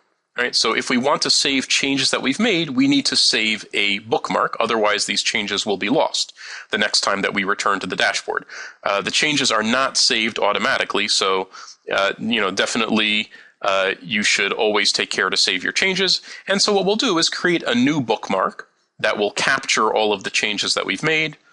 So go up to the bookmark button, select Save as New Bookmark, and let's rename this bookmark as perhaps just New Chart Bottom Left. Not the most creative name, but it will help me remember that this bookmark contains a modified chart at the bottom left. So we'll save that. And now that I've saved this bookmark, now all of those changes that we made up to this point are saved in that bookmark. And so if I want to, I can now go back to some previous bookmark that we had. This is a bookmark that we saved previously with some annotations, or I can return to the original home setting of the dashboard. And if at a later time I want to come back to that version of the dashboard where I had made those changes to the charts, I can do that simply by reloading the bookmark, which we called New Chart Bottom Left. And that will take me back to the version of this dashboard that had those changes. So it's important to keep in mind that when you're making changes to charts, as when you're making selections and changing input settings and so on, all of those changes are saved with the bookmark, so remember to save the bookmark. Let's take a look at 2 more features of charts before we move on to tables. The first of those features is sorting. Now, as I mentioned before, if you can open the chart editor, which is available for some charts by pressing the edit button, then you have essentially all of the tools available in the chart editor to modify the chart. So, of course, among the tools that you have here are sorting options. And so, for example, if I wanted to change the sorting of the groups on this chart here, I could open the chart editor as I just did. And then, for example, if I wanted to change the sorting of the states on the x-axis, I would press the Edit Dimension button, and you can see there that there's a sort option, and I can select ascending or descending, that is essentially alphabetical order or reverse alphabetical order, or I can choose to order them, sort them by value. In other words, from least to greatest or from greatest to least. And there's also an option for manual sorting that allows me, when I select that option, to press the Edit button and then choose my own arbitrary sorting by moving these different states up and down in the order, and the order that I set here will then be the order of the states as they appear on this axis. So you can certainly do that from within the chart editor. However, even without the chart editor, there still is a method for sorting groups on a chart, and that's provided by the little button over here. The button consists of a couple of arrows, one pointing down, one pointing up, and you'll find this on some charts, not necessarily on all charts. And this button provides you a quick way to sort the values. So if you press it once, you get a greatest to least sort of the groups. So now I've got the states in descending order by value. Press the button again, and you get an ascending sort by value, now from least to greatest. And press that button a third time, and you're returned to the default sort. So those are two different approaches to sorting values on a chart. Another feature of charts is the ability to drill down to get to higher resolution data. Now, this feature is not available on any of the charts that we have here, so I'm going to open up a different dashboard. This is a dashboard that we sometimes use for our training course. Under the Report tab, I have this dashboard here. You will not find this dashboard on your own installation, again, because this is part of our training course. It's not part of the default installation. And this is what the dashboard looks like. It basically is intended for comparison, month-to-month comparison of sales. But this chart does enable us to take a look at the feature of drill down. Right? And so you can see that this chart along the bottom, we have a breakdown by month. Right? So it's kind of month-to-month comparisons. And there's a version of this called change by quarter that gives us quarter-to-quarter comparisons. Now on this chart here, you'll notice that when I hover the mouse over the x-axis, there's a little plus symbol that appears at the left side of the axis. And if I hover the mouse over that, the tooltip says drill down. And so you may find this on various charts. You'll find it there automatically when a chart includes a date field. Right? As we have here, this is a date field that's being grouped by quarter. So whenever you have a date field that's grouped, you'll find that there's a drill down button, and you may find it for other fields as well. Hierarchical fields, such as when you have, let's say, a category field and a product field, and a given category contains several products, you may also see this type of drill down button. And if you press the button, what it will do is drill down to the next level of resolution. So in this case, we drill down from the quarter level here to the month level. So it breaks out the quarter into the individual months within that quarter. Now you'll notice that there still is a plus button there, still is a drill down button, and that will in general allow me to drill down even further, in this case from the month level to perhaps the week level. But for this chart there is no the data is not grouped on that finer level, so there's nothing to see at that finer level. However, in general, the drill down button does allow you to get to the the next finest level of resolution in the data. Now, how do you get back up? Well, if you go to the top, you'll notice that there's a minus symbol. That's a drill up symbol, and so you can press that, and that will take you back up to the original resolution. So again, the plus symbol, when it's available, drills down to the next finest level of resolution. The minus button or drill up button takes you back to the less fine level of resolution. Now, while we're on this dashboard, let's take a look at some of the features of tables. We have a table down here at the bottom. The first thing to note about tables is that there is an export option at the top right corner. So if you have tabular data and you wish to export it to Excel format, you can click that export button and the table will be exported as an Excel file. And now, as far as the other features of the table of a table goes, we can point to a few in this table. First of all, there is a sorting option. If you want to sort the columns, you can hover the mouse over the column header, and that allows you to sort the column alphabetically. If I press the button once, I get alphabetical sort. If I press it a second time, I get reverse alphabetical sort. Press it a third time, and that returns me to the original sorting. Now, in some cases, you may need to sort on multiple columns. For example, you might have a table that, in addition to product name, perhaps also has product category, and perhaps you want to sort the categories in alphabetical order and then sort the products in reverse alphabetical order. So that would be sorting on two different columns. You'll note that you can't do that simply by clicking the sort button, because when you sort one column and then sort a second column, the sort that you place on the second column undoes the sort on the first column. So the question is, how do you sort on multiple columns? And the answer is that you use Control-Click. So if you want to sort multiple columns, you would first sort the first column that you want to sort, and then Control-Click on the second column that you want to sort. And that will give you a sort on multiple columns, and you can do that for as many columns as you need to. And then as soon as you, without control clicking, just a regular click, as soon as you regular click sort any column, that will undo the multiple sort that you had previously set up. For this particular table, sorting on multiple columns is not reasonable, but hopefully this gives you the idea of how you can do a multiple column sort. Okay, you'll note that this table has this product name column, and the values in the product name column have underlines. That indicates that these are hyperlinks, and you'll notice that when I move the mouse over any of these items, the tooltip says search for this item.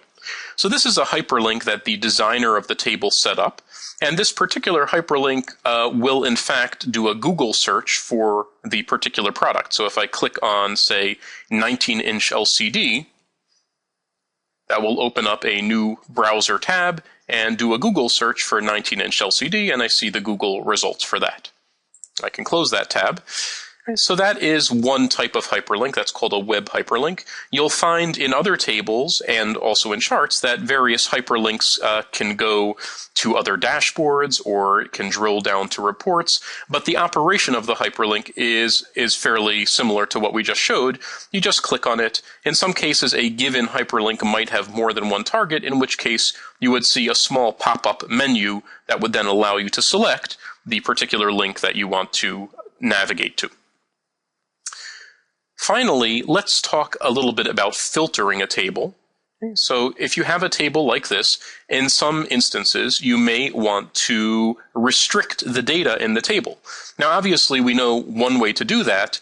If you have selection elements in the dashboard, like we have here, using any of these selection elements will effectively filter the data in the dashboard. So if I wanted to restrict the data in this table to just 17-inch LCD and 19-inch LCD, I can do that by making selections in the product name selection list. However, sometimes you don't have a selection component that allows you to do the filtering that you want on the table. Imagine the case where the designer neglected to put a product name selection list here. Right? So, in fact, you can still filter the data in the table, and you can do that by right-clicking in the column that you want to filter. So if I want to filter the product name column to restrict the data to just a certain set of products, I can right-click in that column and select the filter option. When you select the filter option, that will pop up a mini selection list from which you can select the products that you want to see in the table. So I can select certain products, and now the table displays only those products. When I'm done with that selection list, I can just click away, and the table now contains only the results that I selected. Okay, to undo that filter, again, I right-click. I click the hyperlink. Sorry. To undo that, I right-click in that column, again select Filter, and just press the Clear Selection button, and that will restore the table to its previous state. I can do that on these other columns as well. So if I want to filter, let's say, the actual diff column, perhaps I just want to see values here which are positive, right? So you can see that there are negative and positive values here. The negatives are surrounded in parentheses, and this is a negative value means that month 2 was less than month 1. Positive value means that month 2 was greater than month 1. If I just want to see the positive values, again, I can filter this column by right-clicking the column, selecting Filter, and that pops up a mini range slider, and if I want only the positive values, I'll just drag the left handle so that I'm seeing only values from 0 up until the maximum, and then if I click away, you'll note that this column contains only now positive values, which means that all of the records in this table, all of the rows, meaning all of the products for which month 2 was less than month 1, are now removed from the table, and I see only values that have a positive differential. Again, to undo the filter, right-click, select Filter, and simply reset or press the Erase button, and that will restore the table to the way it was. So this is a way to do filtering on a table without using selection components. This filtering feature is only available in a dashboard that also contains a selection container. What is a selection container? That is this component over here. Okay, so this selection container is a method of incorporating several selection elements into a single unit. So it's a container of selection elements. And it also displays the values of current selections. So you'll notice that we have a month 1 selection list and a month 2 selection list in this dashboard. And the selection container is displaying the current settings of those selection lists, in addition to hosting these other selection components. And these various selection components can be collapsed and expanded. For example, there's a salesperson selection component here, and if I press the Show button, then I will be able to see the various salespeople that I can select, or I can hide that and collapse it, and then choose to expand one of the others, perhaps the category selection list or the product name selection list. So selection container is both a method for hosting selection components in a compact way and also displaying the current selections. Okay? And there must be one of these selection containers in the dashboard in order for the filtering option to work. And you'll note that when you do filtering, so if I filter this again to show, let's say, only negative values, that selection that I make is actually displayed in the selection container as well, and it's showing me that the filter that currently exists on the actual diff column is displaying data between the minimum, actual difference, and 0, so all of the negative values. And that's the reason why you need a selection container in order to display the selection that you've made. Now, a selection container has one other role, and that is that the selection container allows you to add new selection elements into the dashboard. So you can see right now this selection container contains a salesperson selection list, category selection list, and product name selection list. Let's say that you wanted to add some other selection component into this dashboard. Perhaps you'd like to be able to select region or state from this in this dashboard.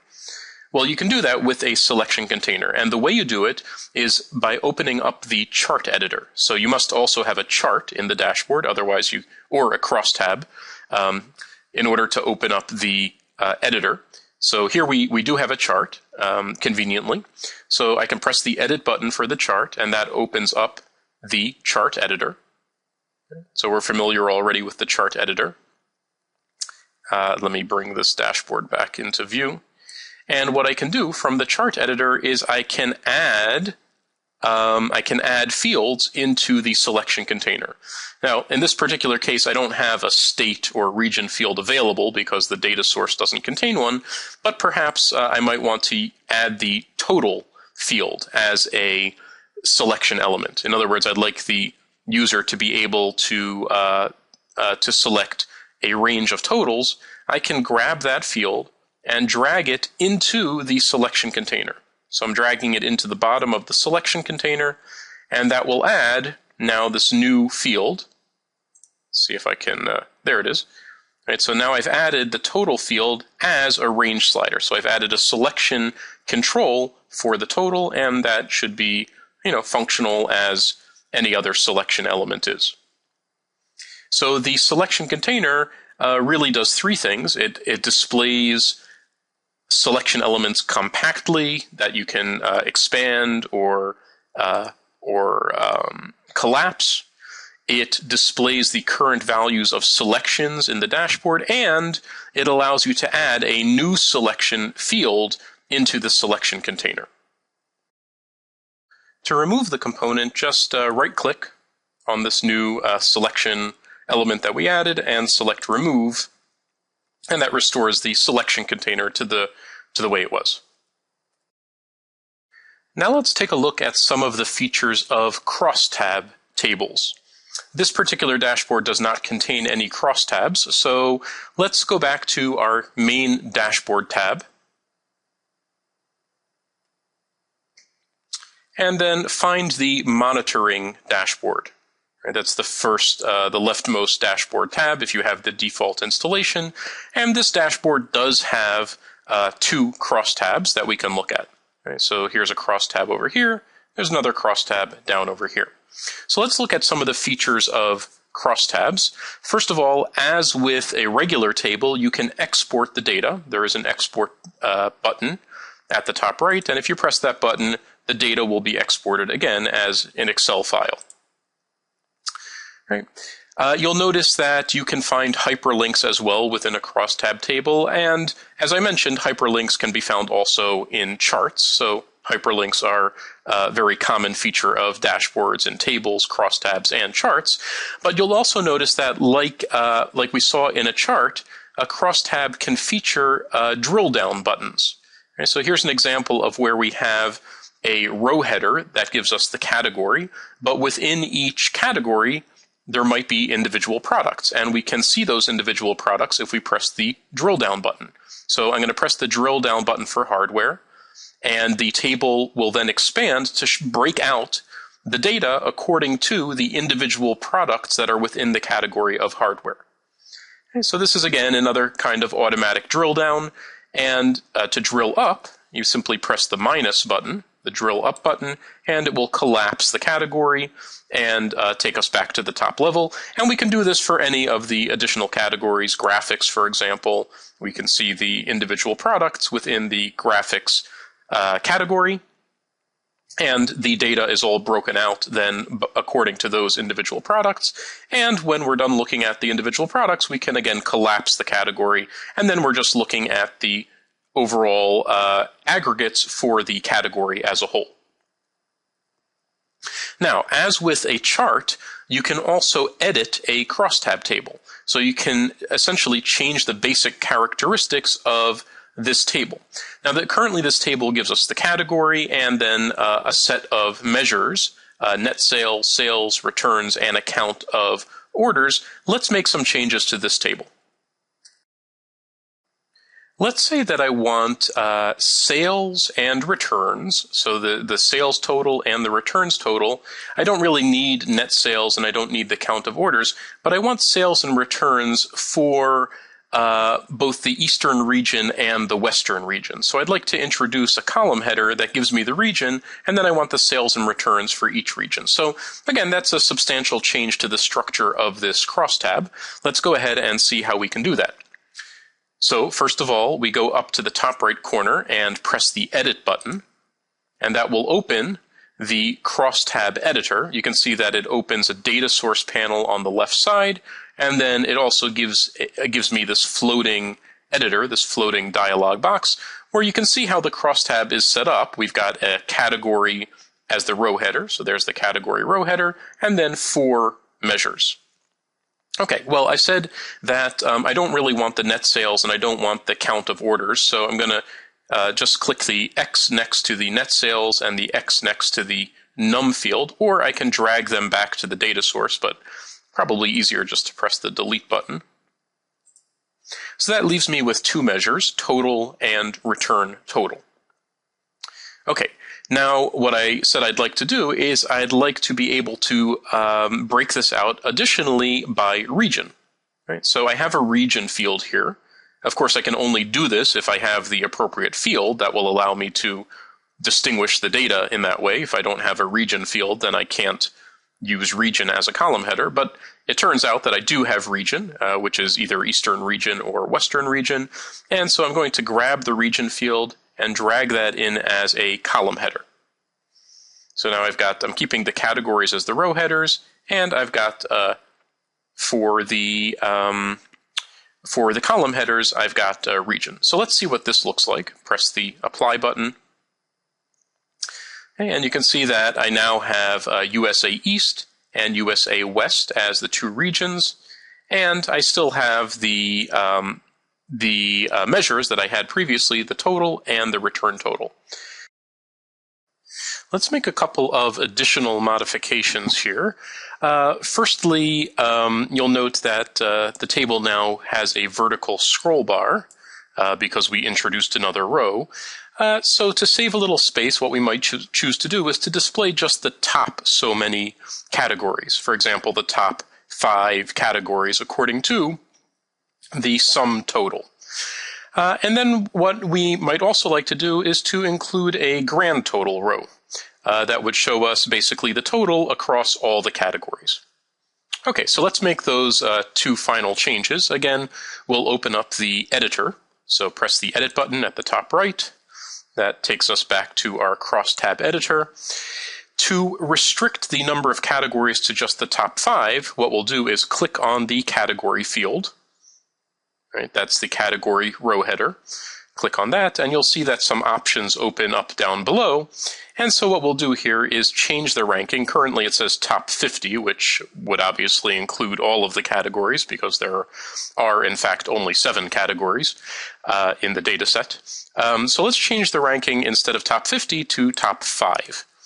And we'll rank them by sum total. So the top 5 categories according to their aggregated total.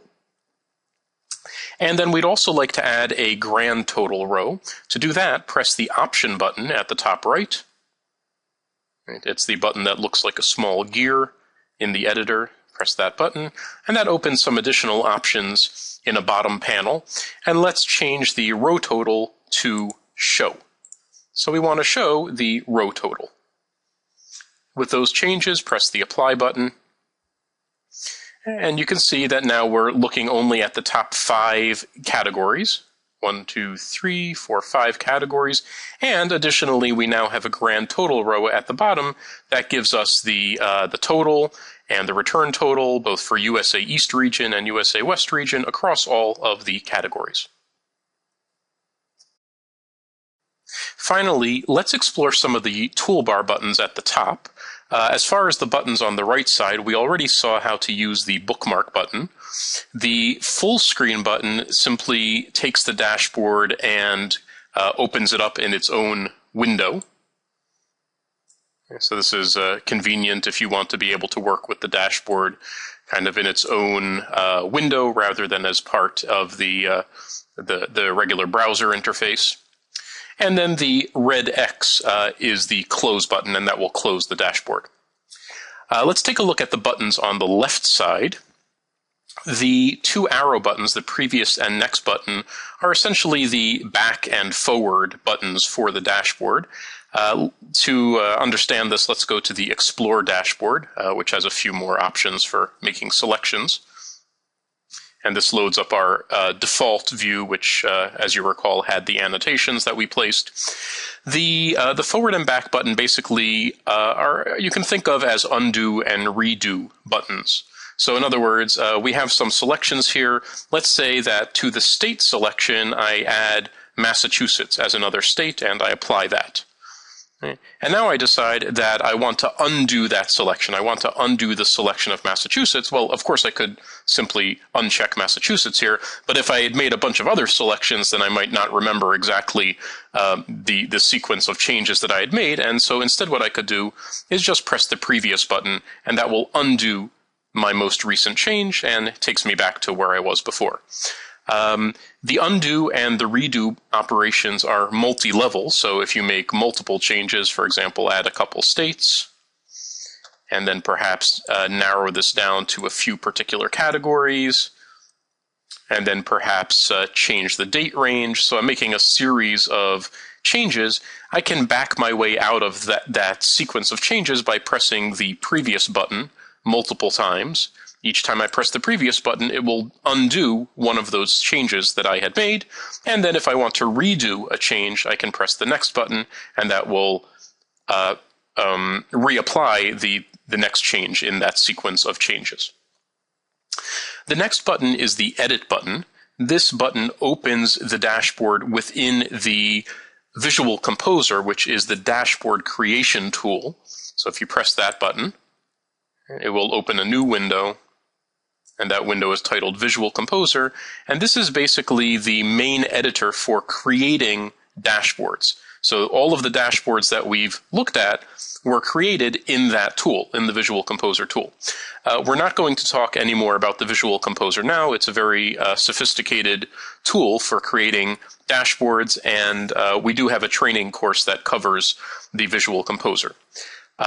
So that button will open up the dashboard in Visual Composer. However, for many dashboards, you may not see that button in the toolbar because either the administrator or the dashboard designer may have chosen to prevent users from editing the dashboard in that manner in the Visual Composer, in which case you will not see the Edit button.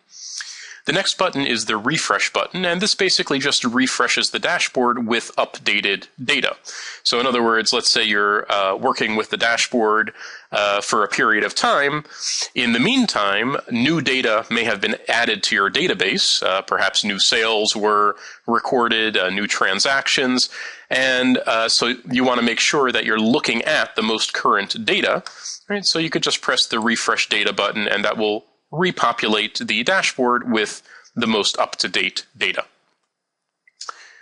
The next button is the Email button, which is fairly self-explanatory. If you want to email basically a picture of the dashboard to another user, you press the Email button, and you specify the expected information, who you want to mail it to, and a message and a subject. And under the Content tab, you specify how you want this dashboard to be mailed, either as Excel, as PowerPoint, or as PDF. Just be aware that these formats, regardless of what format you choose, you're basically mailing a picture of the dashboard. The dashboard that you send will not be interactive in the way that the dashboard in the portal is interactive. You're just sending a picture, and you can choose which particular bookmark you want to send. Right? Perhaps there was a particular interesting configuration of the dashboard, and you created a bookmark for that configuration. You can select that bookmark here, and then what will be emailed will be the picture of the dashboard with the settings as that bookmark has specified them. The snapshot option available here is useful mainly for debugging in the event that an administrator needs to investigate a problem with the dashboard. So I won't say any more about that. Okay, so I'll cancel that. The Print button is, of course, used for printing, and you can press that button to print on one of the server printers. The Export button allows you to export the dashboard, the entire dashboard, to a file of one of these types, Excel, PowerPoint, or PDF, or again, a snapshot. This differs from the email button in the sense that the email operation will actually send the file to somebody that you specify, whereas the export operation just saves the file on your own computer. So you can specify under the location tab, you can specify either that you want it saved to your desktop or that you want it saved to the report repository. This option is only available if archiving has been enabled by the administrator. And when you use this option, if you save to report repository, what that means is that the saved dashboard will appear in the repository listing under the report tab. So when you export a dashboard using the report repository option, the saved dashboard will appear in this list. Okay, just returning to the dashboard. And it seems like I missed one button here, and that is the Schedule button. The Schedule button allows you to automate the generation and delivery of a dashboard. So similar to the email button, where you can manually email a dashboard to some particular person, you can also set a schedule on which the dashboard should be generated, for example, daily or monthly or weekly, and then the dashboard will be automatically generated and sent to a person that you specify. So let's take a look at that.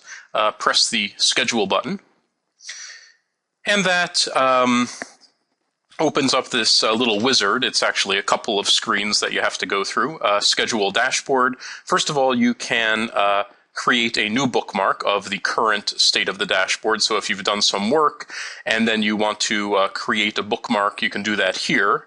And then that bookmark will be the scheduled bookmark.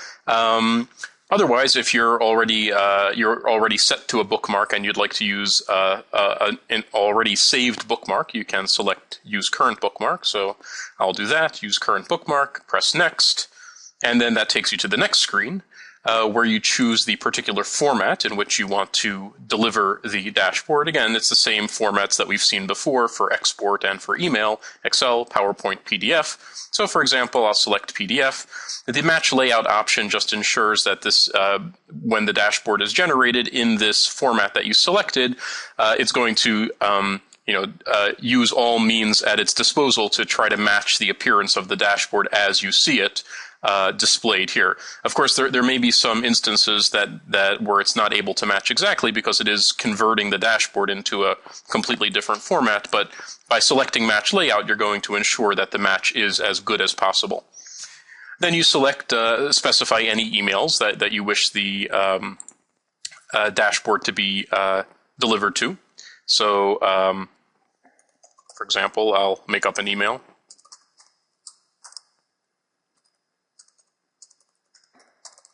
So there's an email. And you can specify daily, weekly, or monthly generation. If you select daily, then you set the start time and specify every day or weekdays. If you select weekly, then choose the start time and the day of the week or multiple days of the week that you want the dashboard to be generated.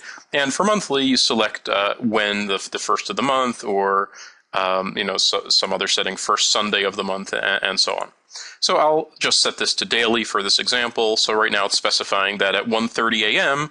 At night, the dashboard will be generated and sent to this email. Then you finish the wizard and you're done. So that's basically a way to quickly schedule a dashboard to be emailed. Now let's say that you wanted to modify those settings. Well, then what you would do is you would go to the Schedule tab at the top. So you press the Schedule tab, and under the Schedule tab, you can see that this dashboard has now been scheduled. It's added to the scheduled tasks list. And you can see that the condition that we set, time condition 1:30 a.m. every day. If you want to edit those settings, then what you do is you press the Edit button, and then you'll get the full-blown schedule editor. Right, so over here, again, this looks different than the wizard that we just used because this is the full schedule editor. But the settings that you can make are also to be found here. So, for example, you can set a daily, weekly, monthly, and so on. And there's some other options here that we'll discuss in a different video. Under Action, you'll notice that there's the option Deliver to Email emails is the selected option with the information that we set. And you can change any of this information if necessary. There's also another option here, Notification of Task Status, if you prefer not to deliver the dashboard to the emails, but rather just to send a notification that the task was successfully completed.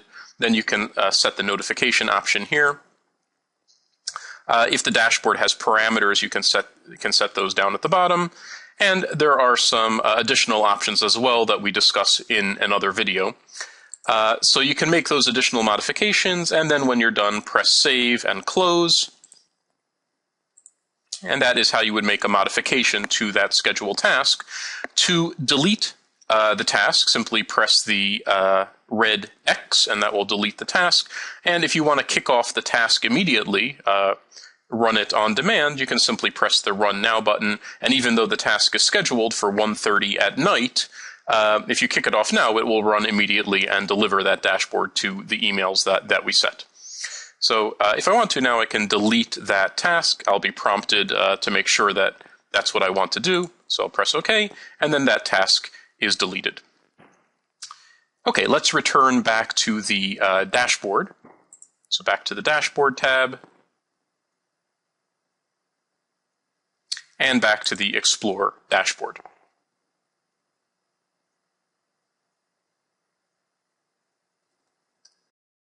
The final button here, the Import button, which you may or may not see on your dashboards, is really an advanced feature that relates to database write-back.